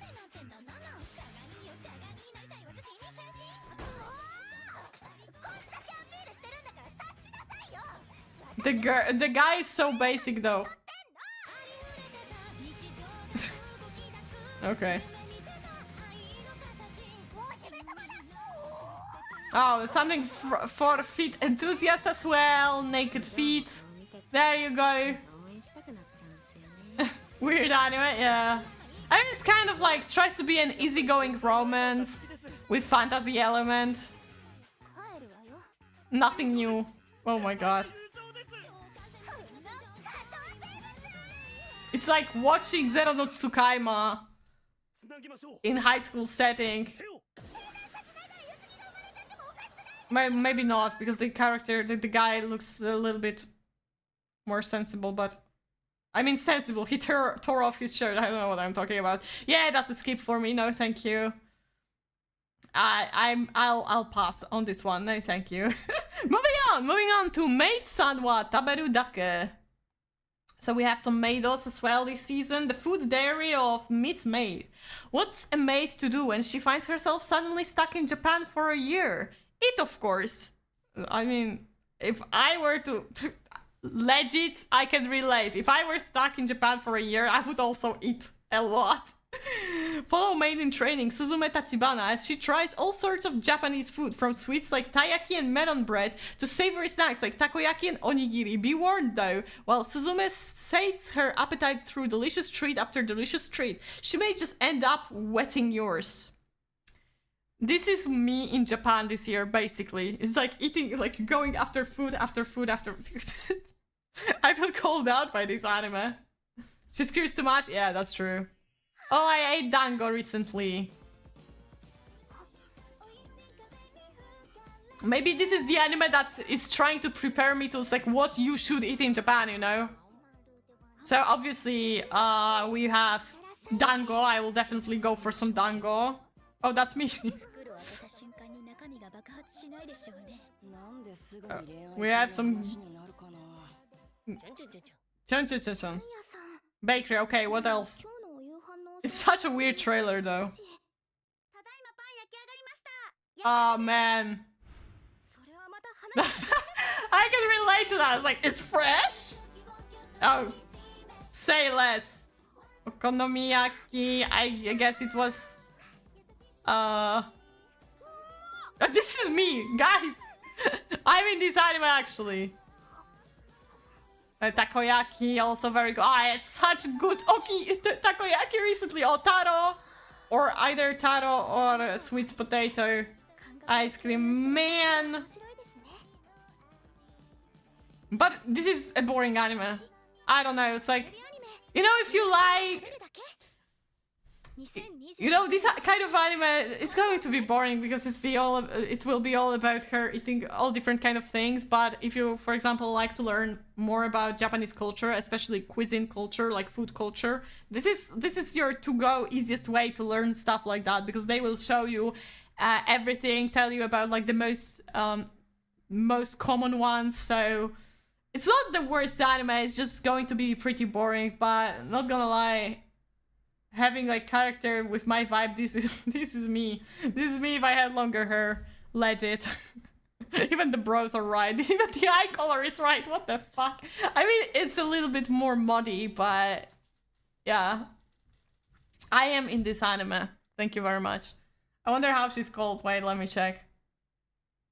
Komatsu Nana. Okay, well, thank you for letting me know. Yeah, I probably won't watch that, but you know, it's like, wait, it's just a comedy, right? Or slice of life? Gourmet slice of life. Okay, web manga. It's based on web manga. Okay, we know. This is me. Yeah, that's me. That's literally me. My Yoshi. Ah, this is, yeah, exactly. I'm in anime about Japanese food. I mean, you couldn't get any closer than this, genuinely. Maybe I'll check it out, maybe I don't. Maybe I'll be just checking out what she will be eating and taking notes what I should eat in Japan. We watch this one together just for that girl. Okay, if you're going to watch it with me, Lupi, I will watch it with you. Okay, fine. You convinced me to watch it. I'm putting it on my plan to watch. Now you cannot get out of that, you know? Is typing XD counts speaking in Polish? It's fine, you know. I always find it awkward when I'm on servers when there are people from all over the world and I'm typing XD. I'm like, oh my god, they probably think I'm cringe, but it's such a normal thing in Poland. So I'm allowing XD. I'm trying to revoke XD rights worldwide. I want people to understand that XD is still valid and it's not cringe, okay? Okay. Yeah, I also heard that no one is using that, but I also heard like that there are some people who are jealous that in Poland it's still being used because they really liked using that. But what else am I supposed to write? Lamau? LOL? I feel like Lamau and LOL can end up looking aggressive, you know? Like there is nothing else that can replace XD. Is XD not used apparently? So here I am. I am very much openly accepting XDing here on my chat because I think it's wonderful. Okay, moving on to the next anime on the list, we have Maho no Shimai Rurutoriri, and it's the only thing that synopsis is showing is a new magical girl project by Studio Piero. So it's basically like Maho Shoujo, new Maho Shoujo, which is a rare thing because, like, you know, you have so many popular Maho Shoujos that it's hard to create something new that people will be interested in. Lamau and LOL are cringe compared to XD. I agree. I hate Lamau and LOL, and I always cringe when I write that, but I think I'm less cringe in the eyes of other people when I write that. It is a struggle. It is a struggle indeed. True. But I can see that it's like a very traditional way of Maho Shoujo, you know? It's like cutesy girls with cutesy elements. Maybe it will be a success. Maybe they're trying to see if new Maho Shoujo can exist, you know? Based on the nostalgia so many people feel for this kind of shows. I love them kitties though. I don't know what to think about the alien guy. And there's one older guy for some reason. And there's some 3D, but of course I like Maho Shoujo and idols are getting the best 3D always, always. I use LOL more, Lamau barely. LOL gives me bad memories for League of Legends. Okay, so that was it. I mean, it looks good, but I personally has never been like a huge Mahou Shoujo fan. I feel like there's specific audience that they try to lure in for that anime, and well, I hope it will succeed, because honestly, I still love the magical girl aesthetics. It's just like not something that personally I go for, because I never really watched that many Mahou Shoujo anime. Like, I watch Mahou Shoujo Nyako Garete, but for specific reasons. Yeah, this one does not count. Like, I think the one that I watched the most was Mermaid Melody and Sugar Rune. Those were the two, like, magical girls type of shows that I've watched. I never watched Sailor Moon or any other, like, classic thing. I watched Madoka Magica, but that's also another thing, and I just recently watched it, so I've never been into this genre. Rotful people are you just when you went up to the like Stone Age era with that ship scene. No one's using that anymore. That's an oldie. That's an old. I don't think I've ever used that one in my entire internet career. Then we have second season of Isekai Nonbiri Nouka. We're not going to watch the trailer because it's a sequel.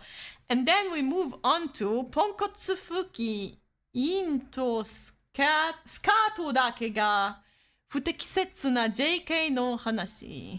And the synopsis is very short.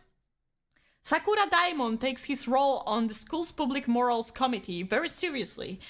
Every day, he dutifully checks students' appearances at the school gate, most often scolding Kohinata, a rule-breaking girl with bright hair and a short skirt. Though she finds his constant lecturing annoying, everything changes when she discovers that Sakura Daimon is actually a bit of a mess himself. A light-hearted short romantic comedy about a strict committee member, a bold classmate, and the chaotic school life that brings them together. Let's watch the trailer. Oh yeah, Acro Trip is magical girls. Right, yeah, you're right. I forgot about Acro Trip, even though I mentioned it in like one of my videos.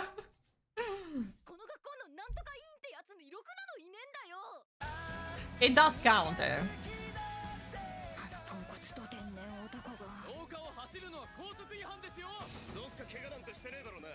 Oh, this guy looks kinda cool. Of course, the delinquent one, obviously.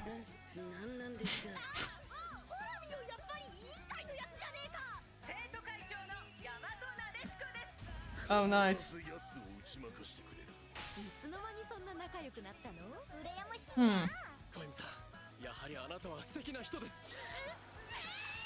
Another tsundere, god. This is a season of tsunderes, guys. Gives me a bit of polar opposites vibes. Not exactly, because in polar opposites they're together, and here she's extreme tsundere. Right?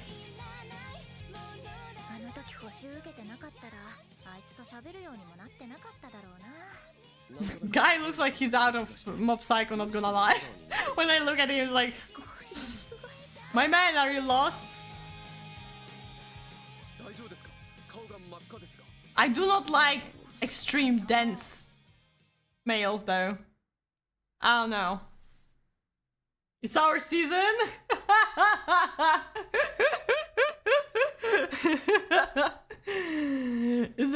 Is it? I mean, I can relate to the green nerd one. You gotta check it out. You like it? It's fine, you know, it's all... I may give it like one episode and see if I vibe, if the girl will be too aggressive, you know, if she will be yelling too much, I'll probably drop it, but it doesn't... I feel like it may get, like, the more episodes there will be, it will get more boring as it goes. Maybe, hopefully not. Mob Psycho plus Cruel War? What the fuck is Cruel War?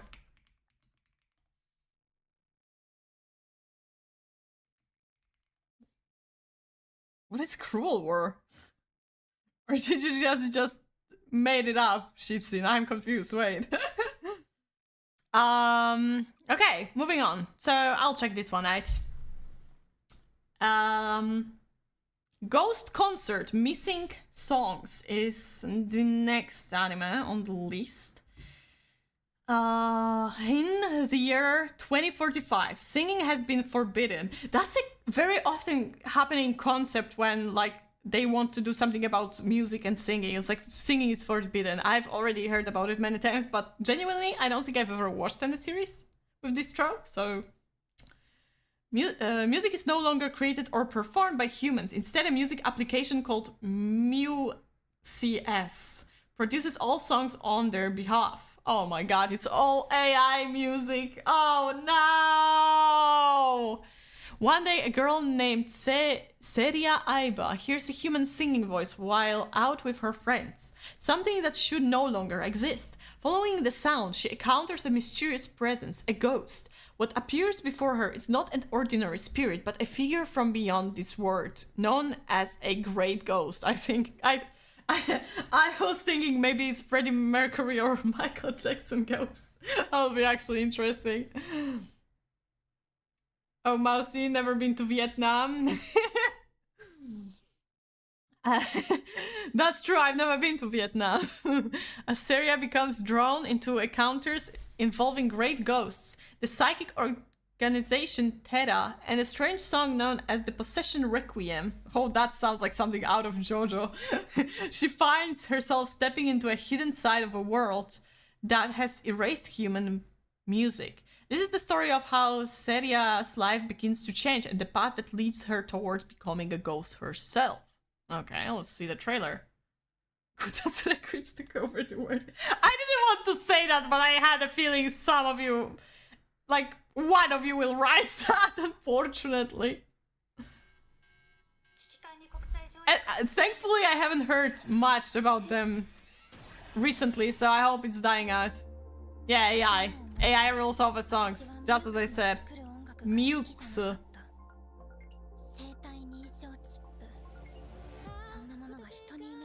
This is Takanashi Kiara! What the fuck? She has her own anime as well? Wow, about music at that.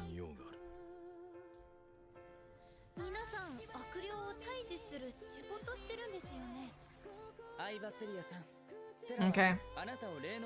Now she got a certificate.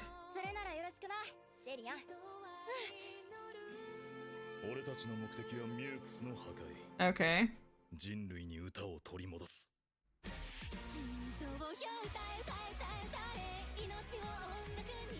Sorry, they're fighting. Okay. I thought they will be singing or something, but they're literally fighting. Or maybe no, I don't know. I'm confused. What? Cleopatra also sung? What's going on? Is it Fate? Is some Fate spin-off that she was summoning historical figures or what? I don't know, man.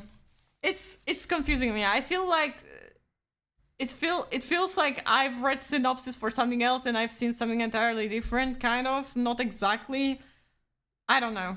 A mixed feeling about that person. I don't think I'm going to watch that one. It's like, I don't know, the art style didn't get to me. So I think I'm going to skip that one. Yeah. Moving on to probably one of the most anticipated anime of the year and definitely of this season, which is Witch Hat Atelier, or in Japanese, Tongariboshi no Atelier. Koko, a humble dressmaker's daughter, has always been fascinated by magic and the witches who cast it, despite the strict precautions they take to hide their methods from the public. However, when Koko takes advantage of a golden chance to spy on the skilled witch Kifri, she realizes that her favorite picture book was a disguised magic book all along. In her excitement, she immediately starts testing out the various spells. When a spell caused a disaster in her home, Kifri rescues her just in time and decides to train her, realizing that she is the first lead he has found that could help him track down the Brimmed Caps, a dangerous group of heretics who experiment with forbidden body-altering magic and spread magical artifacts among the commoners. But before Coco and Kifri can confront the Brimmed Caps, she's going to have to improve her magical skills and learn to get along with Kifri's of their apprentices. I have a manga and I absolutely love it, so enjoy the trailer. Right after it refreshes, enjoy the trailer. It's honestly... I'm so excited. I'm so excited about this one. I think there's like not many people who are not excited by it. Especially if they read manga. Which, admittedly, I didn't read the entirety of manga.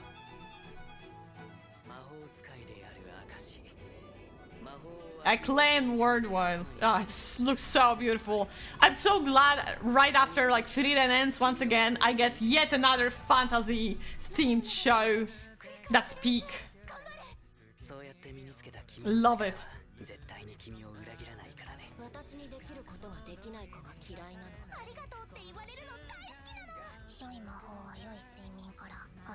I love it so. Oh, Olguri.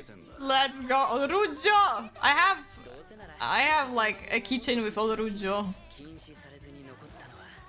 It's funny because like he has a voice actor of Gojo Satoru and everyone thought that Kifri will have the voice. And we have Eve opening. Man, keep on winning, keep on winning.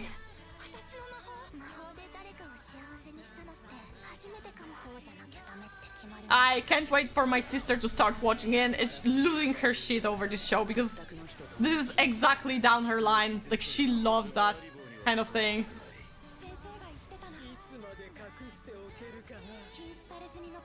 Man, the aesthetics are... I'm so excited, guys. Oh my god. Hell yeah. Hell yeah. That's a must watch, guys. You have to watch it. I don't care. I don't care. You have to watch it. You have to watch it. It's like this and Yomi no Tsugai. These are two must-watch series of this season. I will not forgive you if you won't watch it. Like you just gotta. Okay, but moving on. Before I melt completely over this show, we still have quite a lot of trailers to go through. So the next one is Jisho Akuyaku Reijo. So bingo, we have one villainess. Na konyakusha no kansatsu kiroku, an observation log of my fiancée who calls herself a villainess. For a natural genius like Crown Prince Cecil Glow Alphastar, why is the name Cecil so oftenly appearing quite recently in anime? Every day is a bore. Knowledge and skill come far too easily for him, to the point that nothing can captivate his interest. However, this changes the day he meets someone who never fails to betray his expectations. His fiancée and self-proclaimed villainess, Bersha Evil Nonches. Bersha claims that the world is that of an otome game. She has been reborn as the villainess, and it is her duty to impede the relationship between Cecil and the heroine.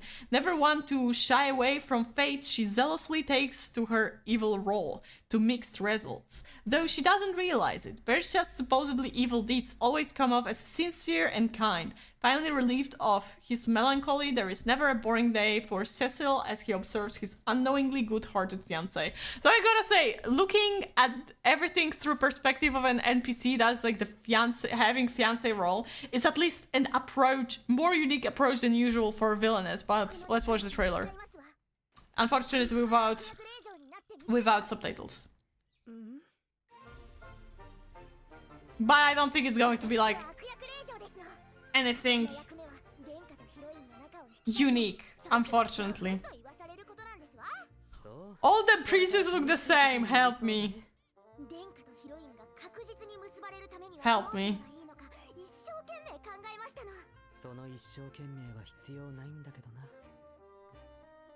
Okay, well.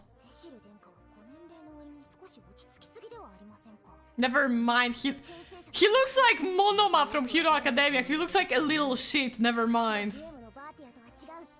Surprisingly, he has some personality. I am surprised. 今度は何をしようとしているのかな。可愛い姫君を逃さないために私は日々頑張っているからね。そう。Okay. 可愛い姫君を逃さないためにね。知る運命だとしてもあくまで美しく、私は一流の悪の花になってみせます。We have not seen the heroine though. I guess she doesn't exist. Okay. ですわ. Okay. I guess that's it. And of course, dude, what changed between this and this? Like, look, he grew up so quickly. I mean, it looks cute. Will I watch it? I don't know. Maybe if I will be bored, I will check out the first episode, but I mean, it kind of looks cute, and if it's going to be on like constantly from the perspective of the prince, like his thoughts, and not like following fully the villainess, I think it's going to be like a little bit refreshing at least. So we shall see. We shall see where it will take us. So I don't know. If it will be boring, I'll just drop it after 1 episode, 2 episodes, 3 episodes. We'll see. And now we go to be careful, because it's the first ecchi of our list, and I think there were 2 ecchi. So it's going to get spicy, guys. Try to calm down, okay? The title of the anime is Marika-chan no koukando wa bukkowareteiru. Marika's love meter malfunction. Confessing to my childhood friend Marika was impossible for someone as unpopular as me. Okay, well, starting fantastic. So I did what any desperate boy would do. I wished upon a shooting star. When I woke up, that dream had come true. I could see a love meter for people, just like in a love simulation game. Once I realized this was real and not a dream, I went straight to see Marika. Guy didn't waste it even a second. He didn't waste even a second. Her love meter was so low it had broken and practically fallen all the way to hell. If she hated me so much, why was she so nice? Is this how she really felt? Or dude's like, dude wished upon something and realized that his chances are non-existent. That's cruel. Let's watch the trailer. I hope I won't get destroyed by YouTube for showing something inappropriate. But the trailer is out there, so it has to be fine, right?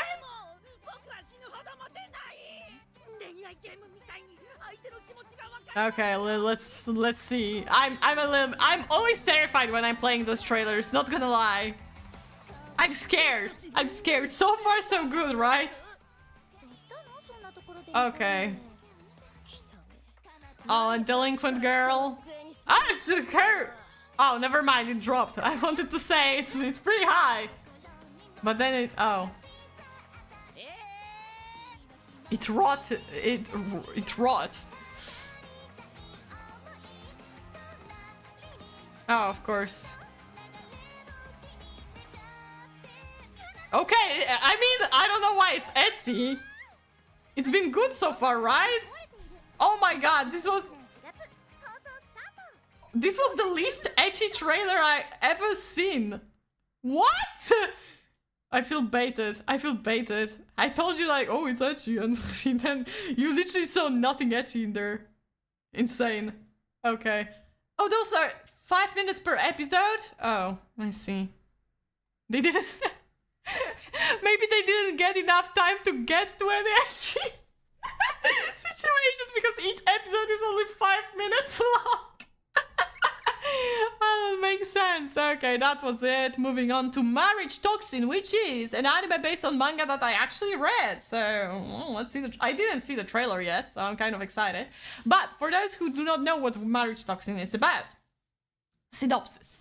For centuries, the Poison Master have perfected the art of assassination. Among them, the Geto family stands as one of the 5 most powerful families of masters, wielding unmatched skill and influence. Hikaru Geto, heir to this infamous bloodline, has lived in has lived his life deep in the shadows of the underworld, far removed from love or marriage. However, to ensure the poison master, bloodline. However, to ensure the Poison Master bloodline does not die out, the head of the Geto family declares that Hikaru's sister will be forced to bear an heir. Soon after, Hikaru crosses paths with Mei Kinosaki, a brilliant married swindler who also happens to be his current assassination target. Determined to protect his sister and solve the succession problem himself, Hikaru makes an unexpected request on the spot, asking Mei to help him get married. That's the first time anyone's ever proposed like that. And so, with the cunning marriage swindler Mei as his advisor, the elite assassin Hikaru sets out on the toughest mission for love. His goal? The ultimate marriage. The most unlikely duo, an assassin and a married swindler, take on the world's toughest mission for love. I wonder if it will be close to original. I've seen quite a lot of characters being out there in the trailer, so I'm surprised that they managed to fit in that many. But maybe this was illusion of reading the manga, that it took much longer to get to those points. So I'm a little bit confused. Oh, sorry, it's cutting the... Oh man, I didn't notice that before. Oh wait. Did I lock it? No, I didn't lock it. I cannot fix that now. I'm not going to. Sorry. It's cutting off because the text is too low.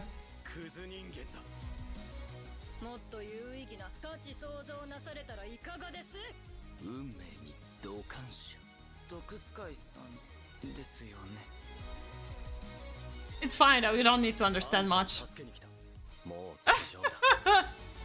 I like the art style though. It's clean.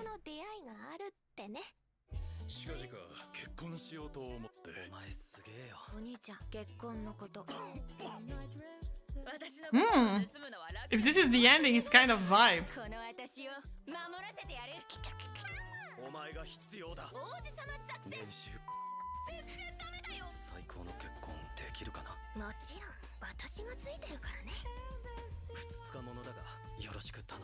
I'm not going to say the spoiler, but Sakamoto Days vibe. The difference between...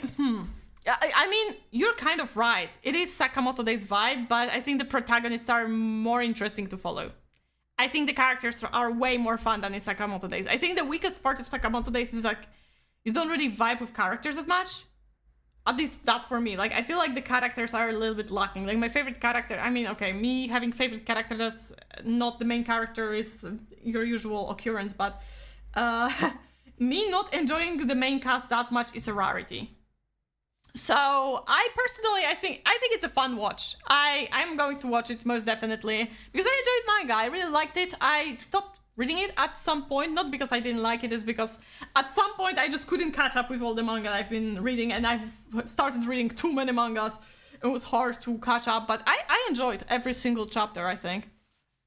MC don't talk much in Sakamoto. Yeah, but it's not even about Sakamoto. Sakamoto himself was right, but like was okay, but like, you know, the side characters that was by Sakamoto that I cannot even right now tell.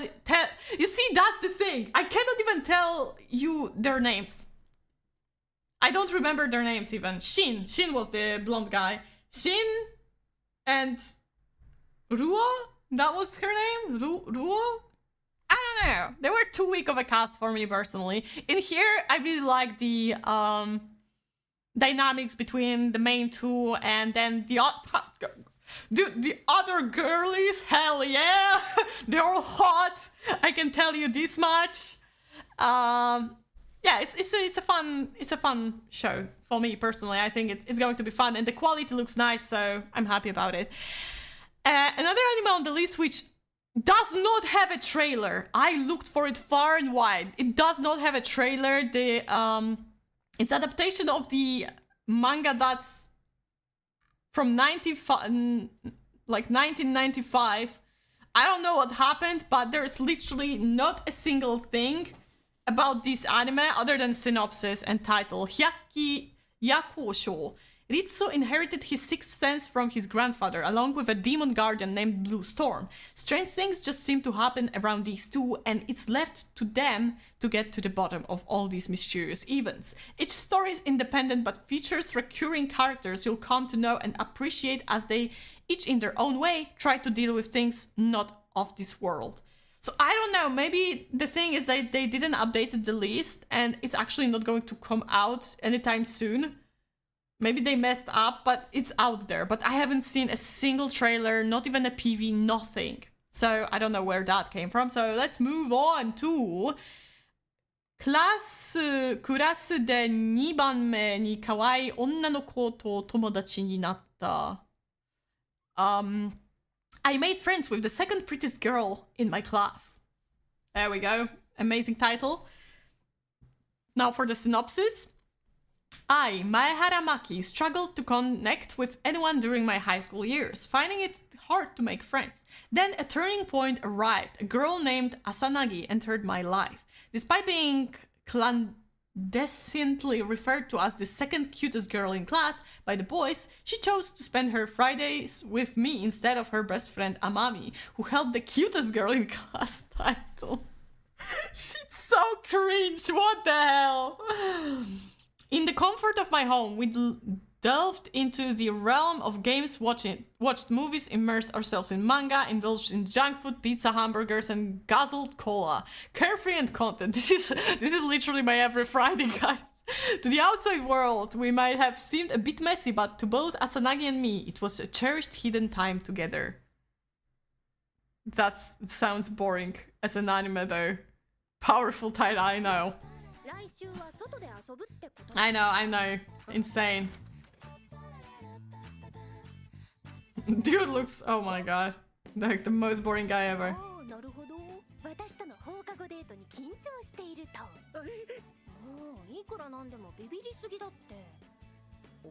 I need to see which one is like the prettiest girl. I need to compare. I think they already showed her. Oh my god, they Hashire Uma Musume. Oh, this is the It's Sotekater, guys. Sotekater is the prettiest girl in the class. I'm kidding. I mean, Sota is pretty, okay? This is a serious matter. Sota is very pretty.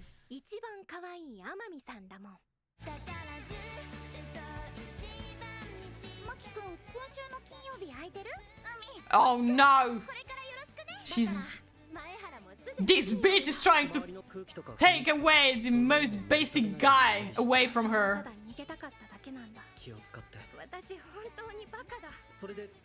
I mean, I guess this is like the most obvious plot.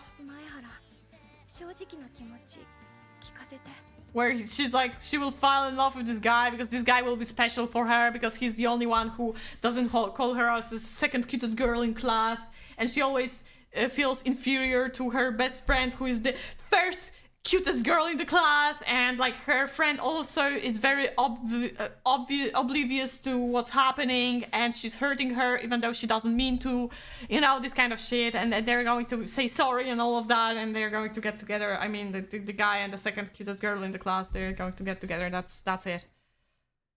Oh, we get Tura and the Garafana.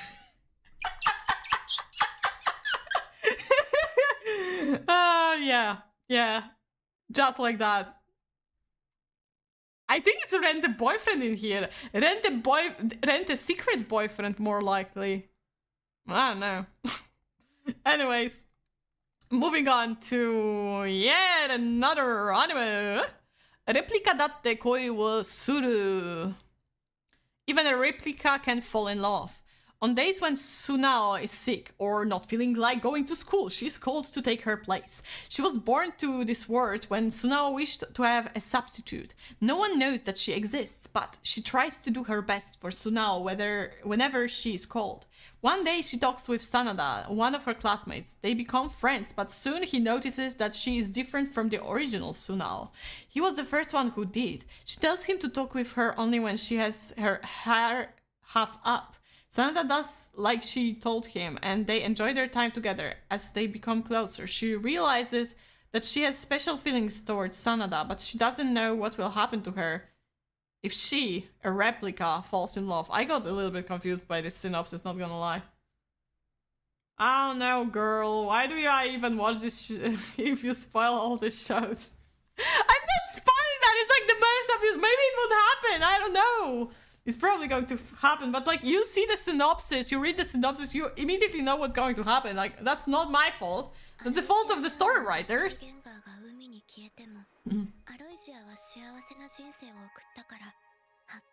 Okay, let's watch the trailer because honestly, I got confused about these.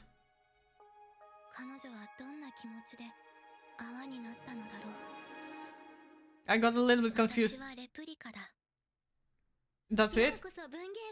No, never mind.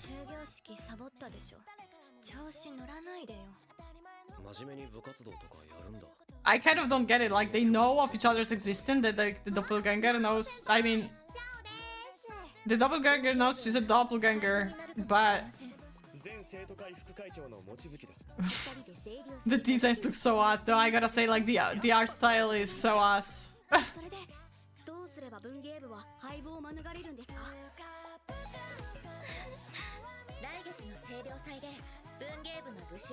Wow, they already gave us like some bonding moments.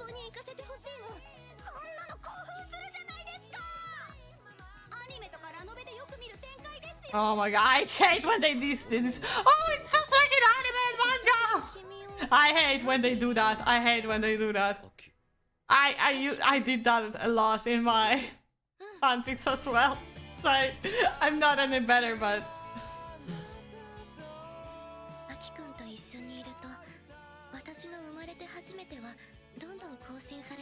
it's kind of cringe if you think about it. It's like, oh my god, it's just like an anime. Oh my god.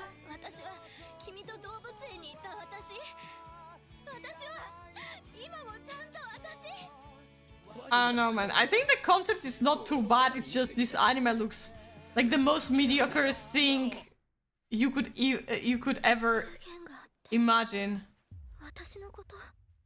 There's doppelganger at the school. What the fuck? No, that's a skip for me. I don't know. Maybe if it looked better, I would be baited into watching it. Hello, Portion. Hi. But yeah, other than that, no, thank you. Oh, we have another villainess, but it's a sequel, so we're not going to watch the trailer, but let me just say that Higeki no Genkyo no Tonaru Saikyo Gedo Last Boss Jo wa Tami no Tame ni Tsukushimasu. Season 2 is going to come out this season, yay! The most heretical last boss queen from Villainess to Savior Season 2. Basically, that's what's coming out. Moving on to the next title, because we don't care about sequels, is Liar Game. Drama suspense. Let's see what Liar Game is about. Oh, wait.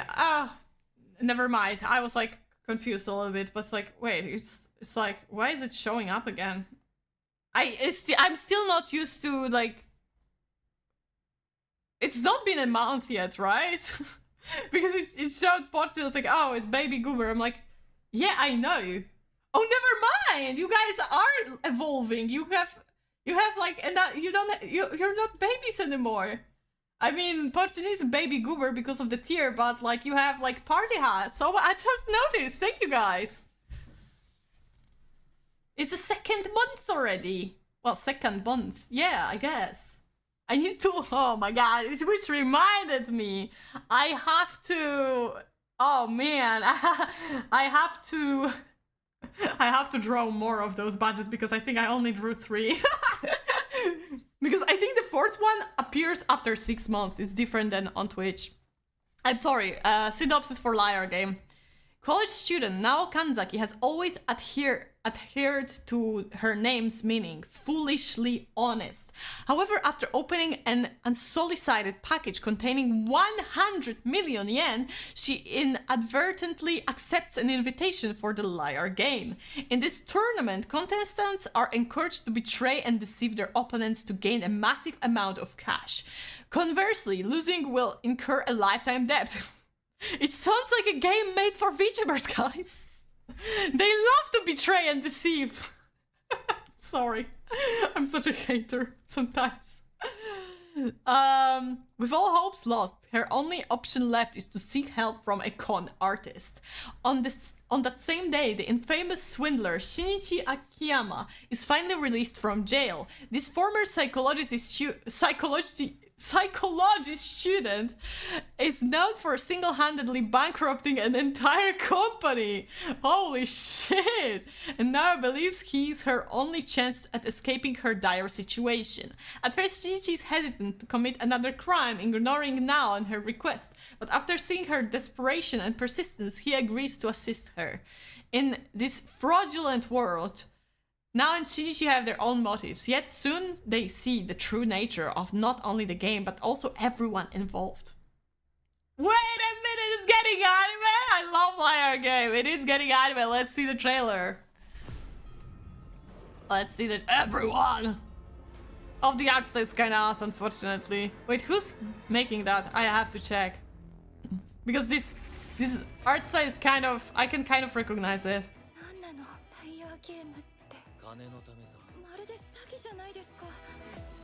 I cannot put my mind to it, like what this art style is reminding me of. But I swear, I'll find out once I see.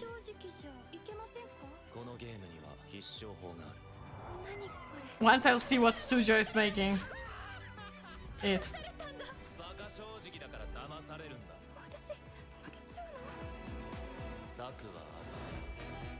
Liar Game. Ooh! The soundtrack banging. I like it. You know what? I need to check which Madhouse is doing. Madhouse, but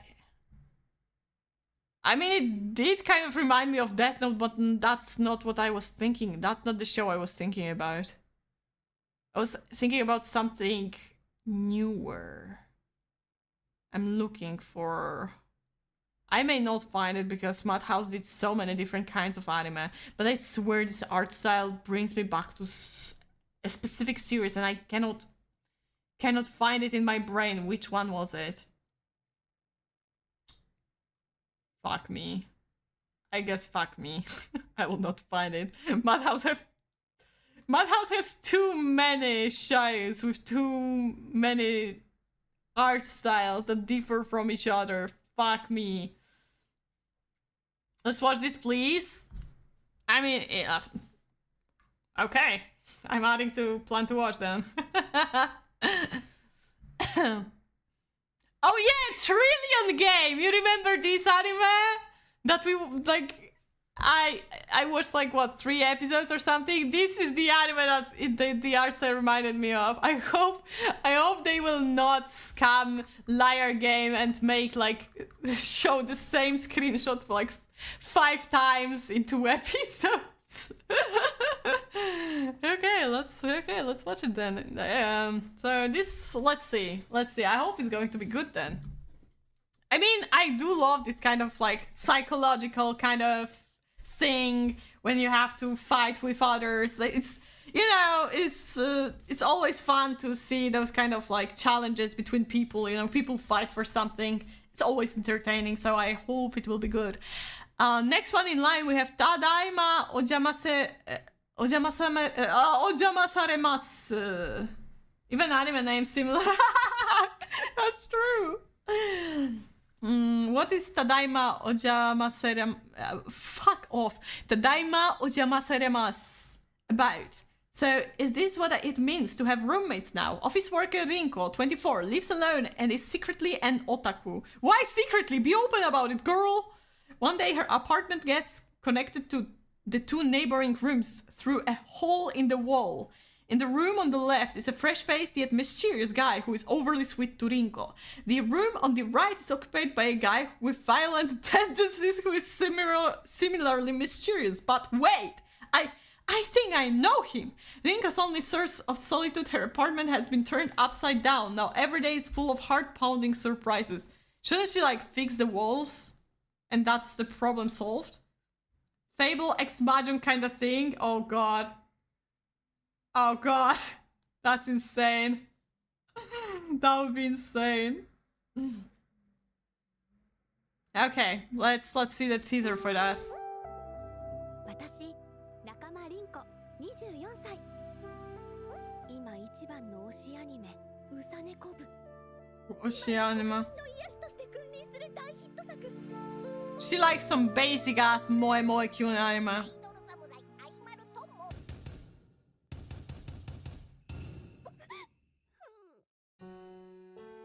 Also, the guy will be like a voice actor or an actor. 仲間さんおはよ左隣のさつきさんいつもすごく親切で優しすぎるお He's probably a creep. 許しがたいな I can already feel. 宇佐田さんこんな意思表示は原始的すぎると思いませんか What the fuck? 壁ドン返し誰が原始人だこら Oh, that's Shizuo. このくっそ忙しい時に喧嘩売ってきてんじゃねえぞ警察をこのお方はうさねこ部作者様のうさはる先生 Ah, so he's writing the manga, I see. 感じたらすぐ読んでね That's the whole reason. And the other one is what? His editor or something?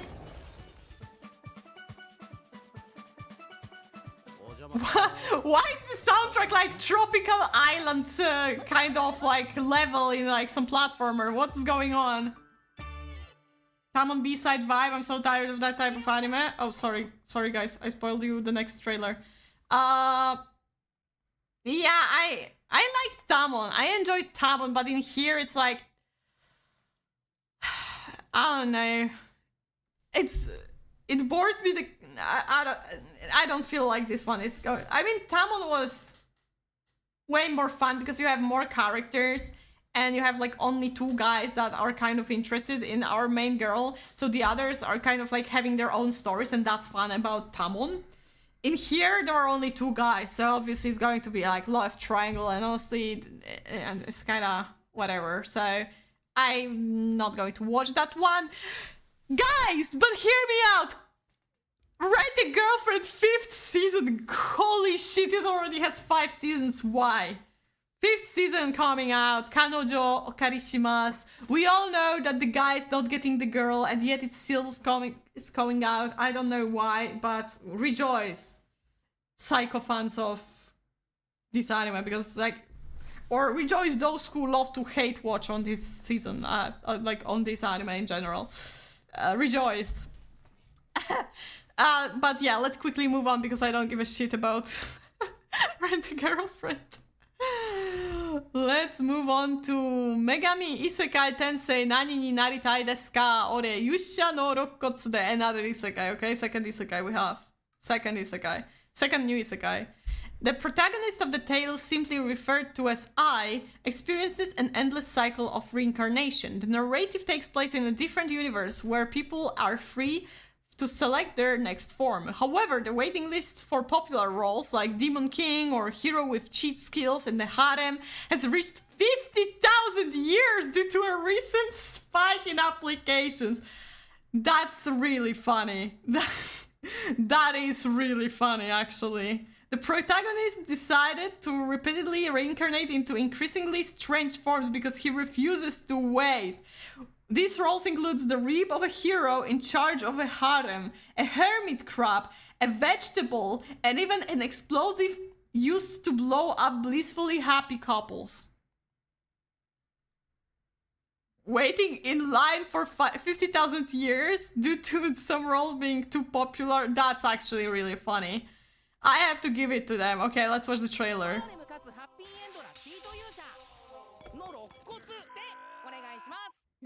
Wait, I've seen the trailer for that! This actually some Popu Tepipiku type shit.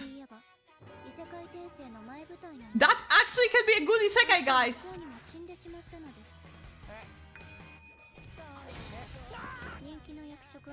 I swear I just said that out loud, but now I feel a little bit embarrassed that I said that. But look at that, because like...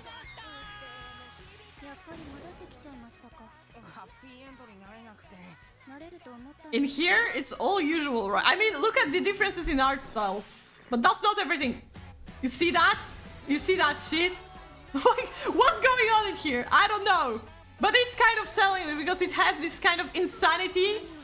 The same insanity that Popute Pipiku had, and I'm here for it. Save it for short? Yeah.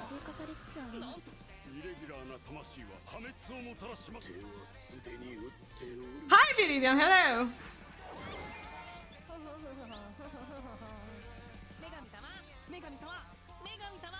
It all depends on how far they're going to go with whatever is happening in here, right? But I love when they do this kind of crazy ass shit.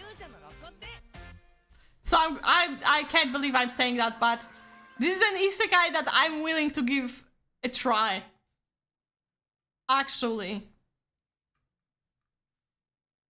Bye, Marky. Enjoy watching anime. I still appreciate that you've been there, even though you said your Wi-Fi has been shit over and over again. I hope your Wi-Fi gets better as you watch the anime.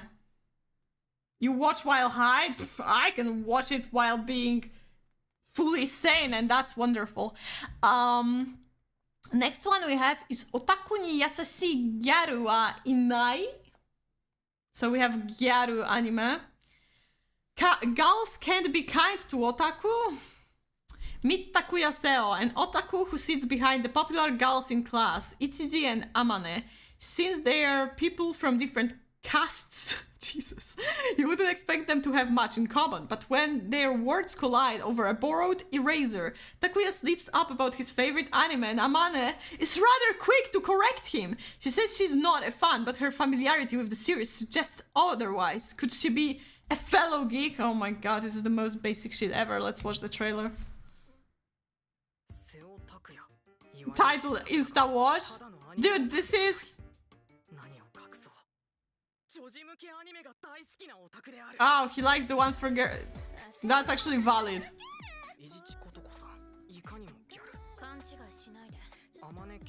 But I've watched hentai with similar trope.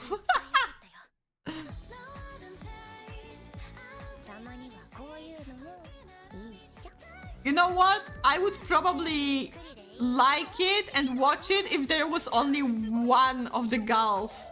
Because like love triangle, I'm like, no thank you, no thank you.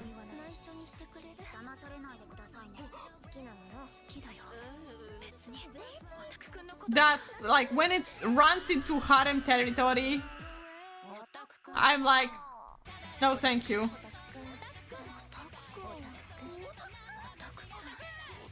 Oh my god. Honestly, this guy, he has a nice shirt, but I wonder if it's like father of one of those or a brother or something.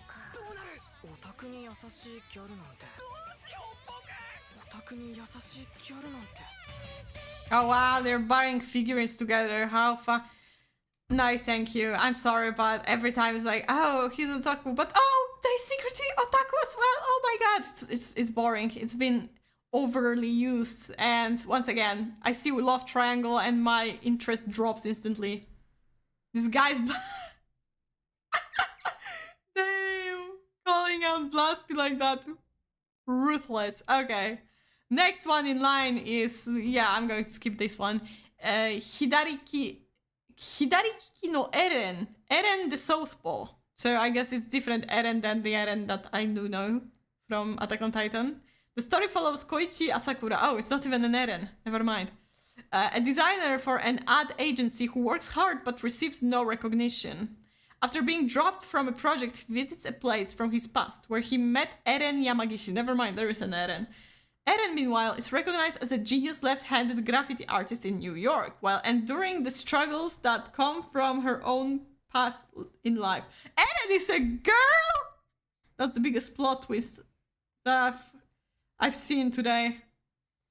Oh, love triangle is so overplayed. Exactly. Exactly. Like, just give me nice happy couple, or it's like two people longing for each other instead of like bringing out the third one that no one cares about.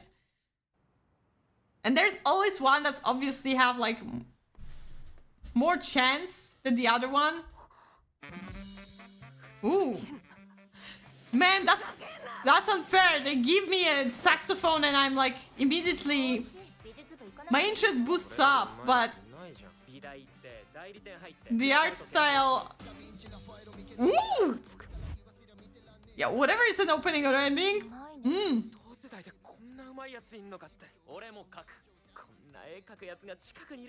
It's about vandalism this time, guys. And drop the way they want, they cry. Yeah.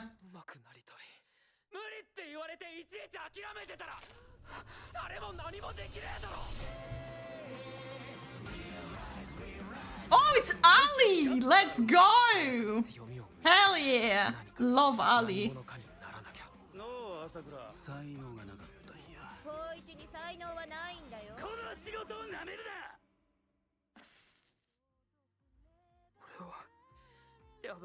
Oh, that's so me. I don't want an average life. That's me right now, guys. That's my struggles, internal struggles. It's not even funny. I can relate to the guy. Delinquents, but even more stupid. Delinquents, but in corporations. Reality check.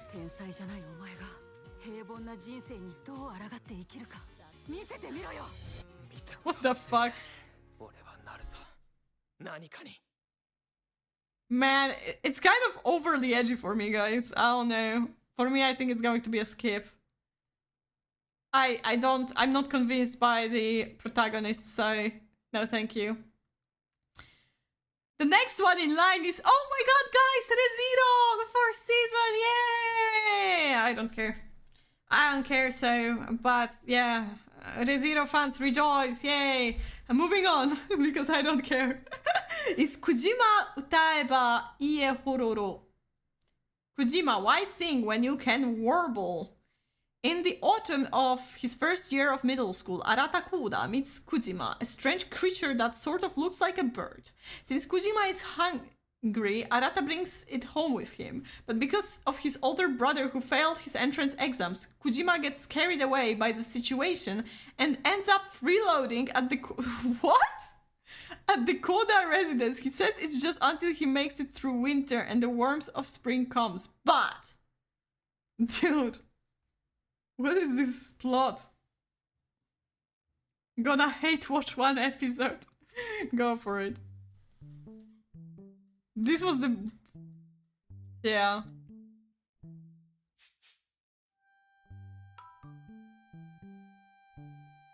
I can't believe they had budgets to animate those ducks so well.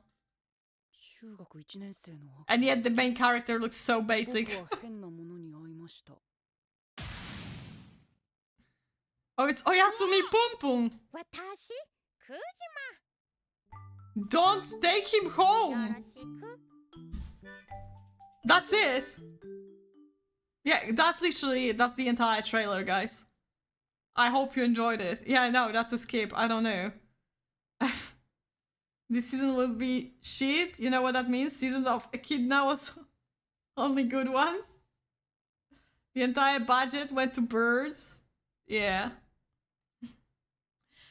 Next one, I don't know if I didn't read that at some point because this anime was supposed to come out 2 seasons ago. And I was mad because I was so excited about it. It was a romance anime with a freaking barbarian and they delayed it 2 seasons later. But it's here. Himekishi wa Barbaroi no Yome, the warrior princess and the barbaric king. Just kill me. This is the beginning of the synopsis, by the way. Just kill me. These are the words of Serafina de Laviland, the strongest female knight in the West. After being defeated in a war with the East, she has become a prisoner of the barbarians. What awaits the captive Serafina is a life of revenge, torture, and humiliation. Or so she thought. What she's offered instead is a marriage to the barbarian king. An intriguing tale of otherworldly marriage is about to begin. Give me that barbarian guy. The biggest crime they do in this anime, you will see it in trailer, because the trailer I've seen a long time ago.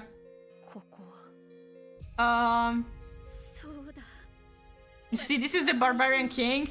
Epic, hot, amazing.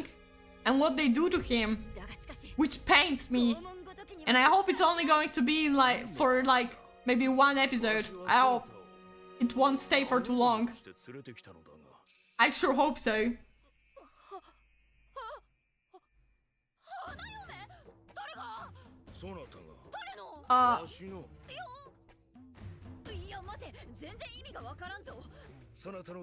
They delayed it, and maybe thanks to that anime level upped from life to D2 actually. I hope so.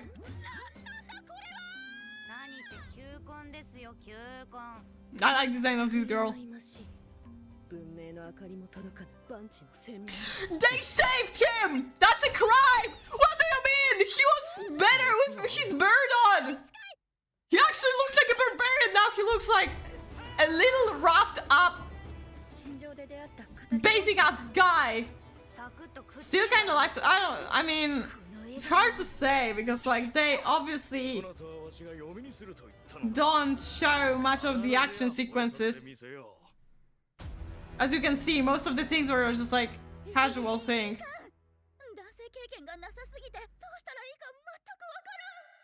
Okay, that is that. I was excited for that. I miss anime where the guys are the love interest is not a twink. It's boring. Give me muscle man. Golden Kamui has like only one episode left. Where will I find my muscle man at in anime? I need that in my life, guys. I guess I still have to watch JoJo, the newest JoJo, because the previous JoJo had only females. I still have to finish the previous JoJo as well.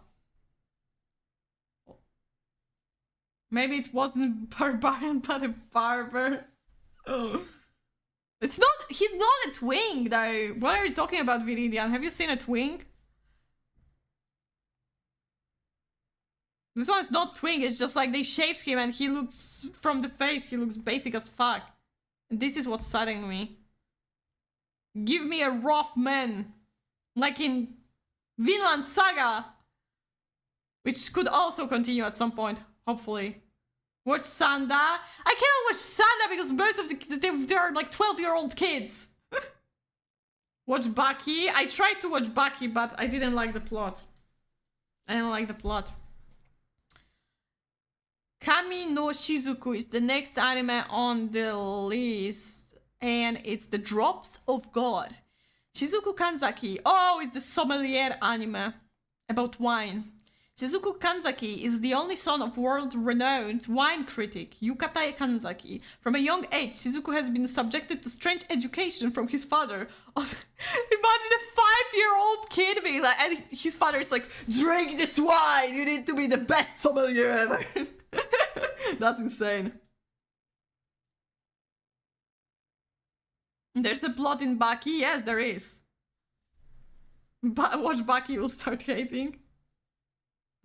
You didn't watch Baki? You told me to watch Baki without watching it? What? Viridian, you need to get your shit together.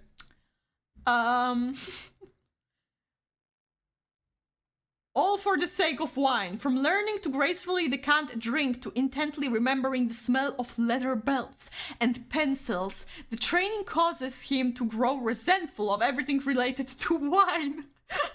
I cannot blame the guy. Discontent with his father, he leaves home to become an average sales representative for a beer company. Oh, the betrayal! Oh my god, this is the biggest betrayal in the entire anime history. Imagine your father being so famous for tasting wine only to start working for a beer company.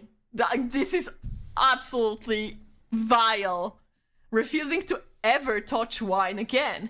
When his father suddenly passes away, Shizuku finds himself being dragged back into the world he hates so much. As part of his father's will, the one who will inherit his prized wine collection and estate will be the person who can correctly identify the 12 apostles of wines as well as the legendary Drops of God. In order to inherit the assets, Shizuku has 1 year to complete the task, but he finds the proposition ridiculous when he is the only living relative of Yutaka. What Yutaka failed to tell his son before his death was that he had adopted Issei Tomine. My god, this family drama is crazy. It's like, oh yeah, so you go working for beer? Well, I'm adopting a kid that will follow my footsteps, actually. That's insane. I watched all the season, not counting the last one. I was just joking because the series goes off the rails super fast. Being dragged back. Okay, that's not funny, Sheepskin. We do not make fun of those kind of serious matters. Slowly, we don't do that. I just... God damn it. Okay, wait. Because I got excited about him having like a brother. Issei is a famous veteran wine critic competing against Shizuku to claim the estate for himself. With no formal training in wine tasting, Shizuku stands no chance against the Prince of Wine and is at risk of losing everything in this competition. Will he be able to correctly identify the elusive drops of God before he runs out of time? That's an intense synopsis. This is the most intense synopsis that we've read today. Sick and woozy, don't judge. Oh, get better soon, Viridian. Get better soon. Let's watch the trailer. I'm actually pretty excited.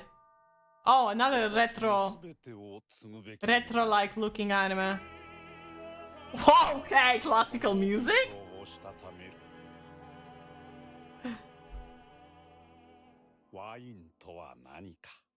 Uncork the moment! Oh my god! I can't believe they threw in a pun in there. I feel like this anime, obviously the trailer didn't show us much. I think that this anime, if it's going to get overly serious, it may be funny as fuck to watch. But I don't know if it's going to go this way, unfortunately.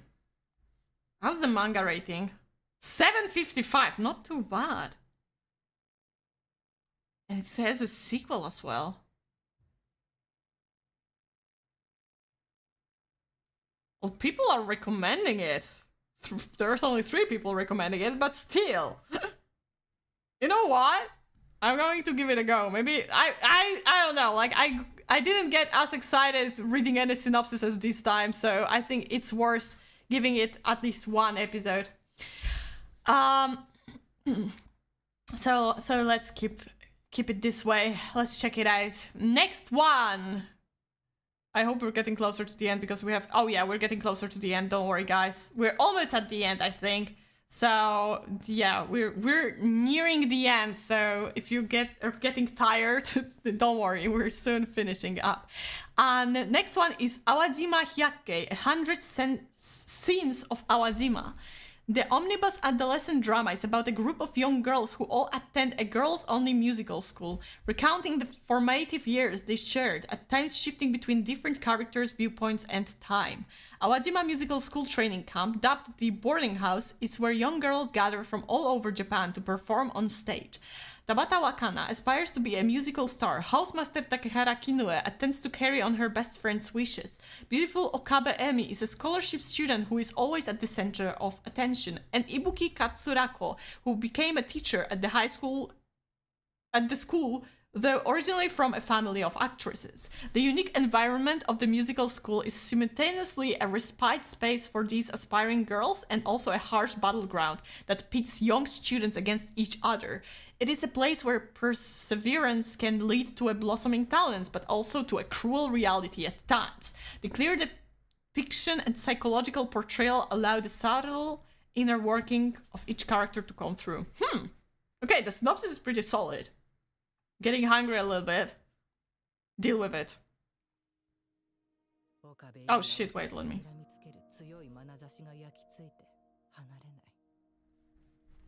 Ooh, is this the art style, the concept that they're going for? I really like the synopsis. I feel like maybe it's going to be like another journal with the witch kind of thing. I'm sorry that you don't see anything, it's barely visible. Right now, I swear. Even for me.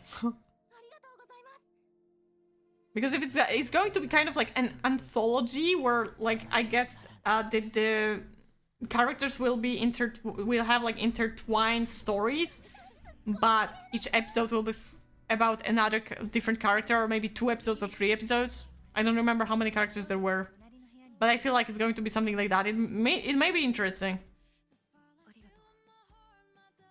Unless they're going to have like too slow of a pacing.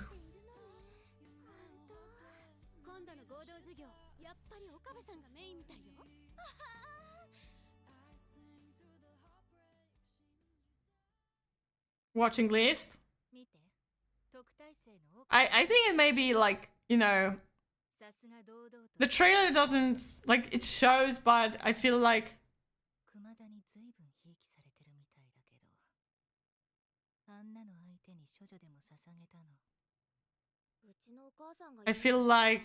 it can be this subtle drama kind of thing. What the fuck? Oh, never mind. Oh, she spat on her!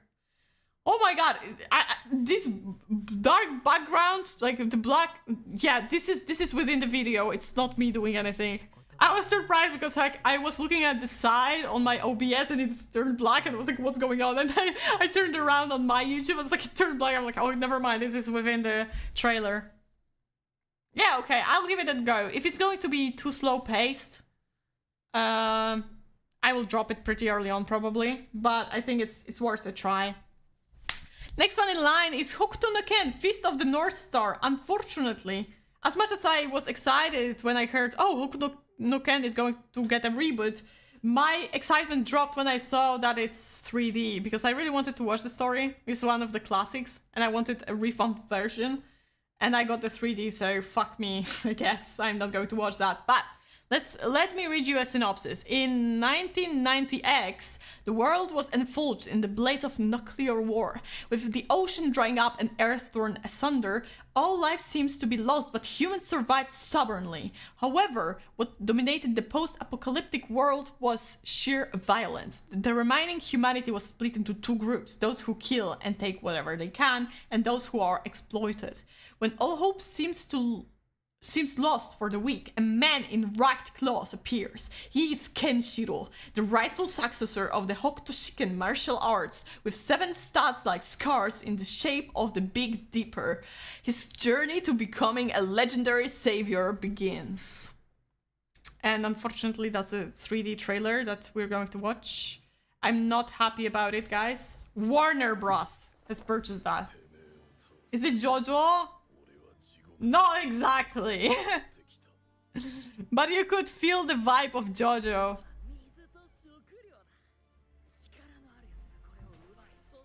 And for some reason it's quieter, but I don't want to like make the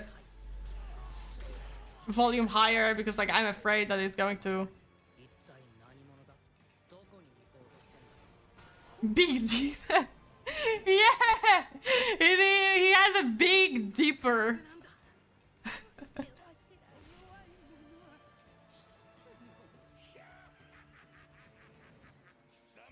Why did they do it? I don't know. It's such a shame because like these 3 unfortunately is not even good. I mean, it's not the worst. I have to admit it's not the worst. But it, for a battle anime, I feel like it will always... You see what I'm talking about? These action sequences, they could have been made so much cooler. If it was 2D animation, they could have stylized it and do all the crazy shit. I thought it's the end, and I was like, was he butt naked? Only... Oh, okay. Oh my god.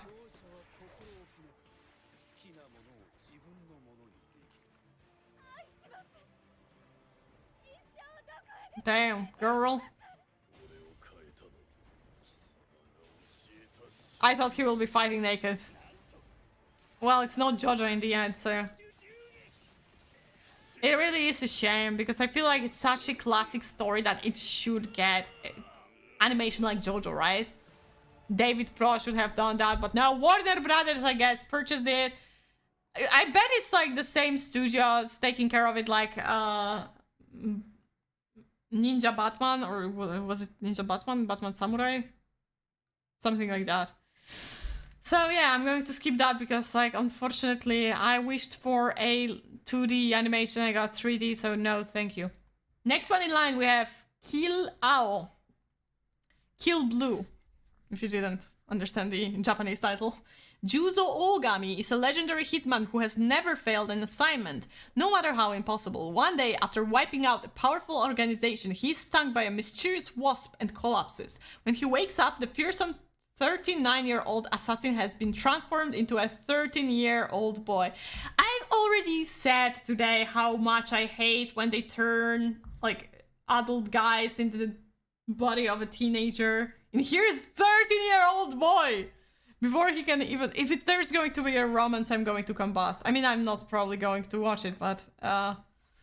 before he can even process what happened, his boss delivers a new order. In that body, infiltrate a middle school. What awaits him in an unexpected school life filled with colorful classmates, youthful chaos, and looming danger? Can Juzo even return to his original form? Or will the assassins closing in on him and his second life before it even begins? That's why it looked familiar. Professional. Okay, so... I'm going to say something. If the pure reason that this is a 13-year-old, but he has a mind of 39-year-old guy, was not enough of a red flag for this show, I'll give you another red flag. This is manga from the same creator that made Kuroko no Basket. You have 2 red flags immediately at the very beginning, so I don't know what else could I tell you. Oh, he has a daughter! Oh my gosh. That's tragic.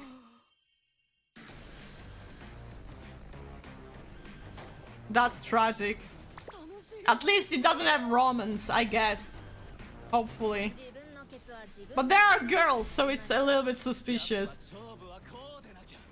I mean, technically in Kuroko no Basket there was no valid romance either, but... I don't know. Oh, what the fuck was that?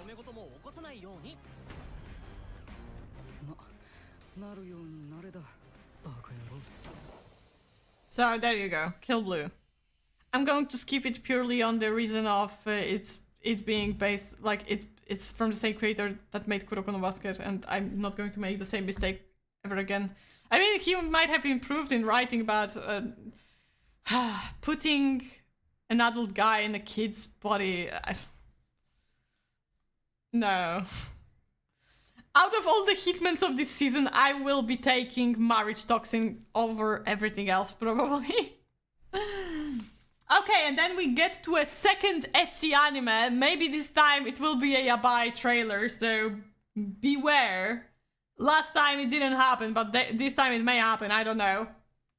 Anime called Yowa Yowa Sensei. So, Yowa Yowa teacher. When the new term starts, a second-year student, Abikura, discovers that his homeroom teacher is none other than Hiyori Hiwamura, famously known as Scary Sensei, a woman rumored to curse anyone who crosses her. But one day, Abikura accidentally witnesses a completely unexpected side of his fearsome teacher after school. Are you telling me it's student-teacher kind of thing? Oh god. The striking contrast between her fearsome image and her hidden personality is utterly irresistible. Brace yourself for Gap Moe overload in this tender romantic comedy that's sure to ignite your protective instincts. I'll check this. I think it may have a crazy twist. Oh, go ahead. I'm not going to. Okay.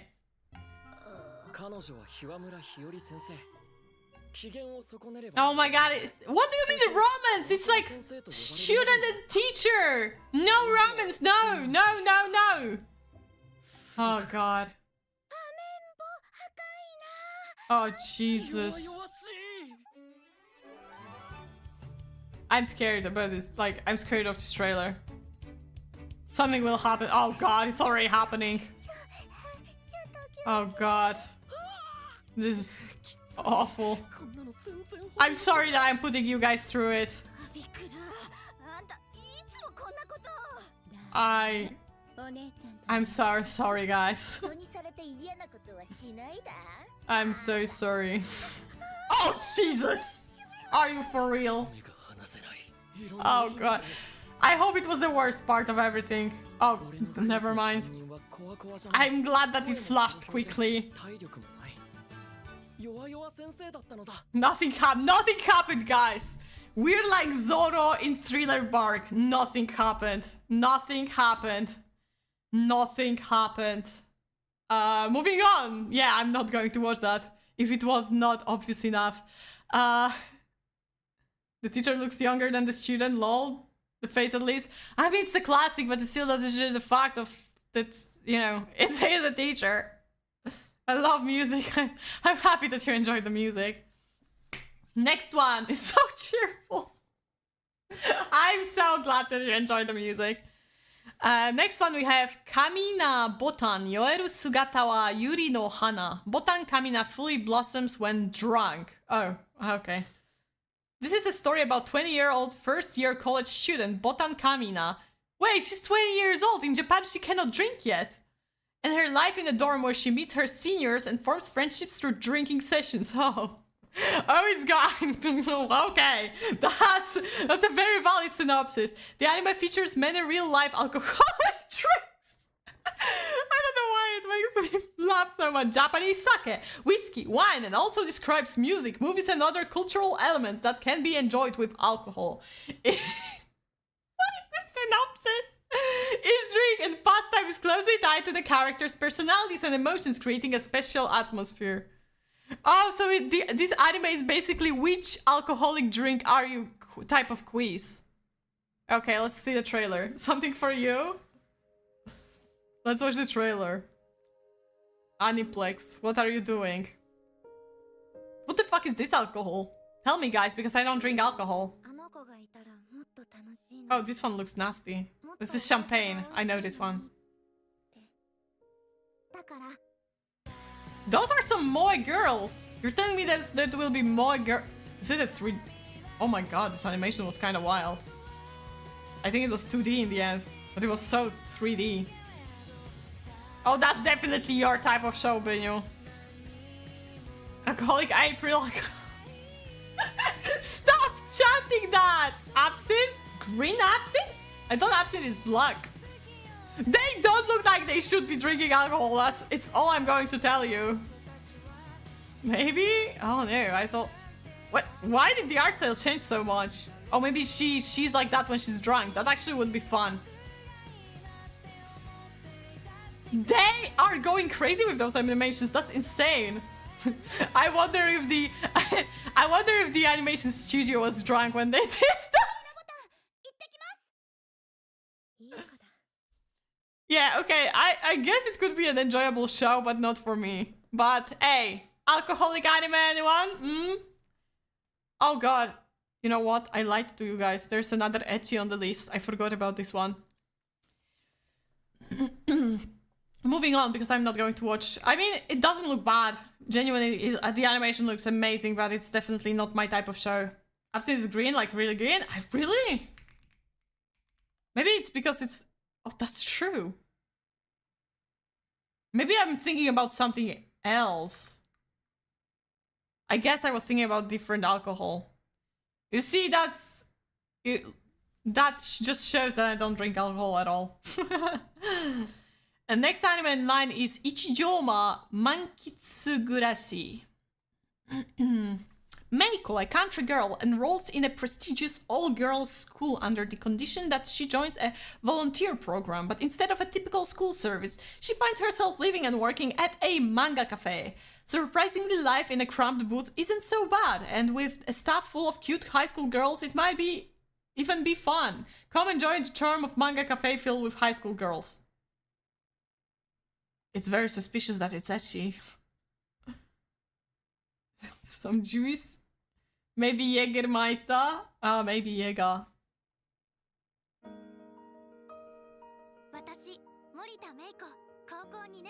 This is ecchi? It's suspicious because it looks like an moe show. Maybe they made a mistake by putting ecchi in there. I would love to live in such a place, not gonna lie.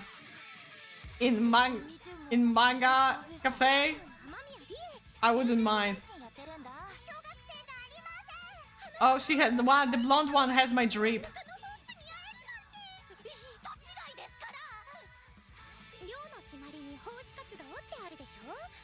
魔法少女に憧れて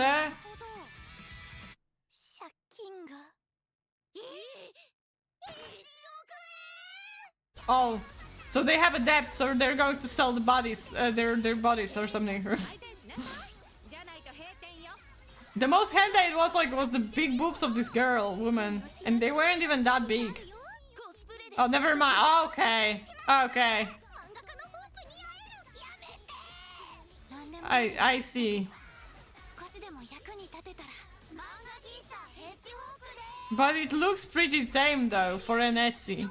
Then again, the other ecchi that had a trailer had nothing ecchi in it, so I don't know. Maybe ecchi are getting more tame. I don't know. Okay, so that was it. I'm going to skip that. That didn't look interesting at all. Then we have Tsue no Tsurugi no Historia Season 2. I watched first season, but honestly, it disappointed me. It was way too boring. The animation was nice, but the story itself was terrible. So I'm not going to continue watching that. Then we have Yozakura-san Chi no Dai Sakusen, second season. I also watched first season. I don't think I've finished it. I think I had like 4 episodes left and I never finished that series. It was fun, but not fun enough for me to want to keep on watching it for the second season, unfortunately. So let's move on to Kuroneko to Majo no Kyushitsu. After Nukitashi, they chill for some seasons. It could just have a lot of fan service. Yeah, but most of the time, even if they have a lot of fan service, they don't really call it ecchi. So that's what surprises me. Go back in full. Maybe they got banned showing too much after Nukitashi. It could be a thing. Okay, the classroom of a black cat and a witch. The Royal Diana Academy is a prestigious school that accepts individuals with adept magical abilities. Upon graduation, these students find themselves at the top of their field or employed by the royal family. Spica Virgo dreams of studying at the academy, aiming to be top-rate sorceress like her idol Claude Sirius. Claude is a world-renowned sorcerer who became the institution's youngest instructor, but mysteriously disappeared soon after. Oh, so I see. The romance is between a teacher again. Oh, I know the age gap in here probably is not too big, but it's still like, you know, the power play in here. I hate that. Lacking the experience and connections required for admission, Spica finds herself unable to make meaningful progress with her training. One day, however, she meets a talking black cat. Oh, I wonder who the talking black cat is. It couldn't be that Claude Sirius that she's so much impressed with. Oh, definitely not. Hoping to change the situation for the better, she begs the animal to take her as his apprentice and teach her the magic she needs to attend the academy. The cat accepts the deal on one condition. She must find a way to reverse his feline curse. Despite the arduous challenges ahead of her, Spica is determined to prove herself as a student worthy of the cat's mentorship. The synopsis eats a lot of my mental energy, too many hard words. It's fine, let's watch the trailer. Oh my god, it looks awful.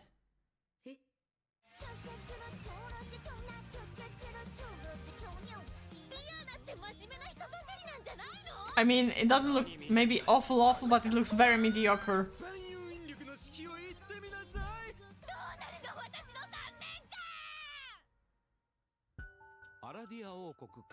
That's a nice tree. That's a very nice tree, but you know, we have a better atelier. We have better magicians this season than Switch Hut Atelier.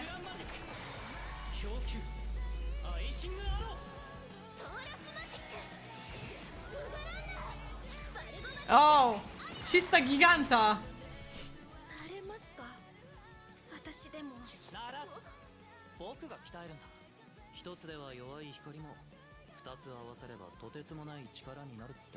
Oh, great. Haha, funny. Cat balls.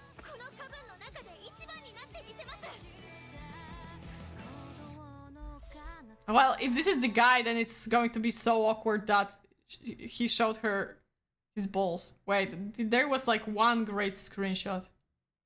And it was... Oh, I cannot find it now. Oh, there. That's one way to have a respectful stare. I wonder if I could fit that into an emote. What do you think? Like, I would have to make the boobs closer, obviously, but like, I think it would be a little bit hard, right, to fit it. It's a good screenshot though, I gotta say. Yeah, no, that's a skip for me.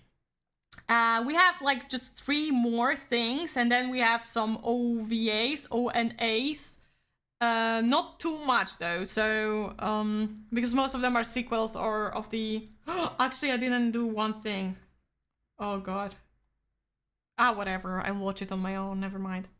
The physics was like, that slide me one from fear, chat. Okay, so we have like Sho Ashibe, 3rd season or something. Goma-chan it's like anime for kids with like little kids and a seal as a main character. We're not going to watch that because it's like, this is a seinen actually, what? I said it's for children, it's like tagged as seinen, never mind, I was wrong. But it's like connected to a TV series. It's also seinen? I am surprised. Never mind. I know nothing about anime. Fuck me. Fake anime fan. Okay, never mind. Moving on to the next one that is not connected to any anime series whatsoever. Maybe some VR chat VTubers would be interested. Aishiteru game wo warasetai. Is... I want to end this love game. In 6th grade, childhood friends Yukiya, Asagi, and Miku Sakura created a game with the objective to embarrass the other person by taking turns saying I love you. Oh, Jesus Christ, what's the idea? 4 years later, even as they are entering high school, the two are still trying to one-up each other and claim victory. However, as tender feelings begin to bloom in their hearts, the simple phrase has taken on a new meaning beyond the rules of their game. With the passing of each day, the urge to become more than childhood friends grows, but both Yukiya and Miku resist making the first move, hesitant about what is in the store once the game finally ends. So it's kind of like the same thing that's... I don't have a trailer for that though. What the fuck? Was there... Oh, there's no trailer available in our country. In my country, sorry guys. Our country, never mind. So unfortunately I don't have trailer for that. That makes a lot of sense why I don't have it. Which is unfortunately we can't watch it, but it is what it is. Maybe in your country it's available. But yeah, there was this. I don't think I'm going to watch it, but we had this kind of anime, but with many girls this season. Jesus, those childhood friends are taking over the world. But we have one last anime that's called Candy Carries. Ame is a child who loves sweets, but inside her mouth lives a cavity named Caris. Caris called Ame Mama and acts completely unrestrained, using her teeth as furniture and even taking over her body. Ooh, that's scary. Ame is constantly being bossed around by Caris. Okay, Ame and Keri, a slightly unusual mother-daughter duo, a slapstick comedy about their chaotic daily lives. And the animation is very unique. It's by Wit Studio, apparently. Damn you, licensing laws! Exactly. You tell them, Viridian. So this is the... I mean... This is a cool animation, not gonna lie. But I don't think I'm going to watch something like that. Also, it's kind of creepy that she's coming out of her mouth. It's terrifying. It's terrifying.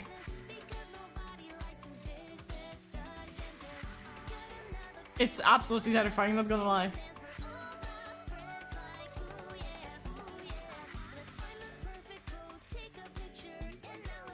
Why is the cavity so sexualized? I don't think that's the right way. And apparently this cavity is calling her mama? That's weird. I don't know. I don't know if parents will be happy about this anime because the kids will be like, yeah, I happen to have cavity too because it's a sexy lady inside of my mouth. I don't think it's a good way to go.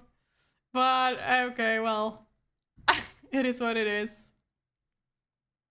And that's how we're almost finished. By almost, I mean we have 4 more trailers. One is for Dorohedoro second season. So if you have never watched Dorohedoro and you want to watch and don't want to get spoiled, then we will be watching this one next.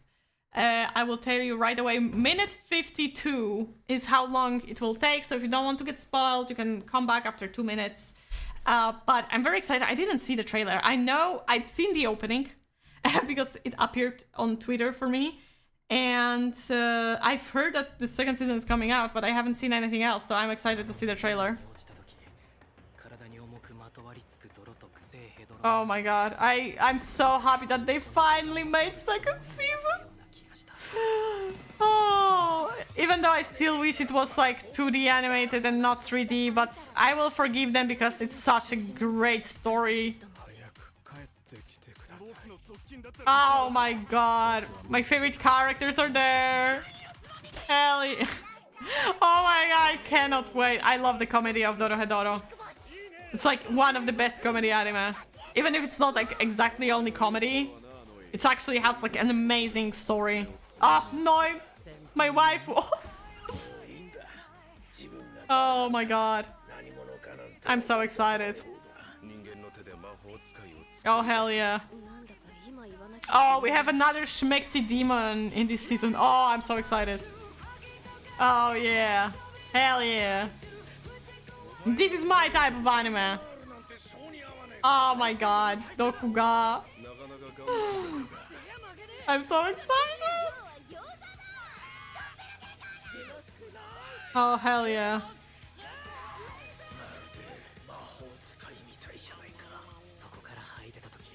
Ah. I am so happy. The best comedy anime was Snack Battle. No, it was not, and we all know it. Okay, and then we have, you know, because I would never leave you without Chinese cultivation, guys. You know me, because I'm being nice for Chinese cultivation. We're going to watch 2 trailers this time, just for you guys. I know you like it. I just don't want to be, you know, closing myself off only to Japanese animations. So there we go. Zetian movie. Wait, it's a movie? Oh, never mind. It's a parent story. We're not going to watch that then. I'm sorry, I didn't know that. So we're going to watch a trailer because I didn't know this is like a movie for something. I didn't read the movie because like there were a lot of Chinese words, so I just didn't read the rest of the title. I didn't know it had a movie in it. My bad. But we have one Chinese cultivation still. Dadao Duxing Dielongbiang, walking the way all alone. Luo Li has been trapped in the soulless Yinzhou continent since he was a child and became the #1 killer of Tianjue Killing Hall. His father, Master Xiong, sacrificed himself to buy Luo Li a chance to escape from Yinzhou and go to Zhongqian main world to find the true way to cultivate immortality! The cultivate word is there! Oh my god. Hell yeah. I'm getting excited, but honestly I don't give a single fuck about those kind of animations. But hey, I think it's pretty iconic. Why does it look like a Metin or something like that? That's insane. It looks like a game trailer. That's crazy.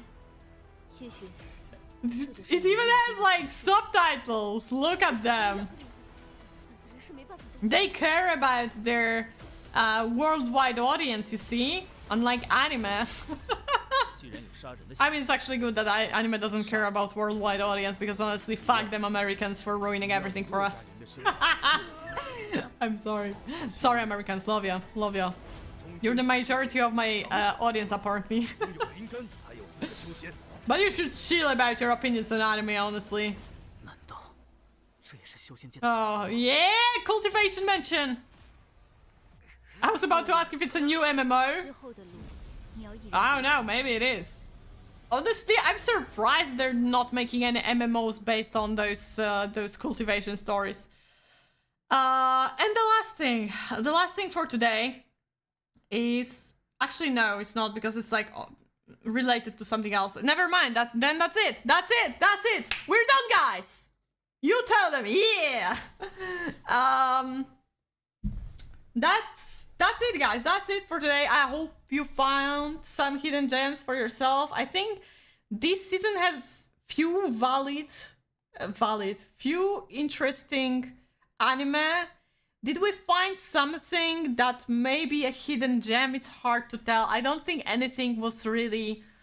Like, most of the anime that were like an obvious, yes, I have to watch it. I already knew that I'm going to watch it, and I didn't add much more other than that. But we'll see. We shall see. Maybe there is going to... Maybe this Nippon Sangoku, which had like very unique art style, might be interesting. Maybe, I don't know, what else did I add there? I need to scroll down and see. Well, maybe Liar Game will be so goated that I'll be like, hell yeah, that's the thing. Maybe this Awajima Hyakke will be a good enough drama for me to be like, oh hell yeah, I'm happy for that. Hard to beat World of Warcraft and Final Fantasy XIV these days, that's true. Thank you so much for joining. I hope you found yourself plan to watch list for this season. And we will see each other, of course, if you want to, on Monday when I will be doodling. I think that's what I set up. Yeah, doodling, so you can think if you want any requests there. I'll be getting them live stream, of course, as always. So thank you so much once again for today. Enjoy your weekend, and till next time, bye!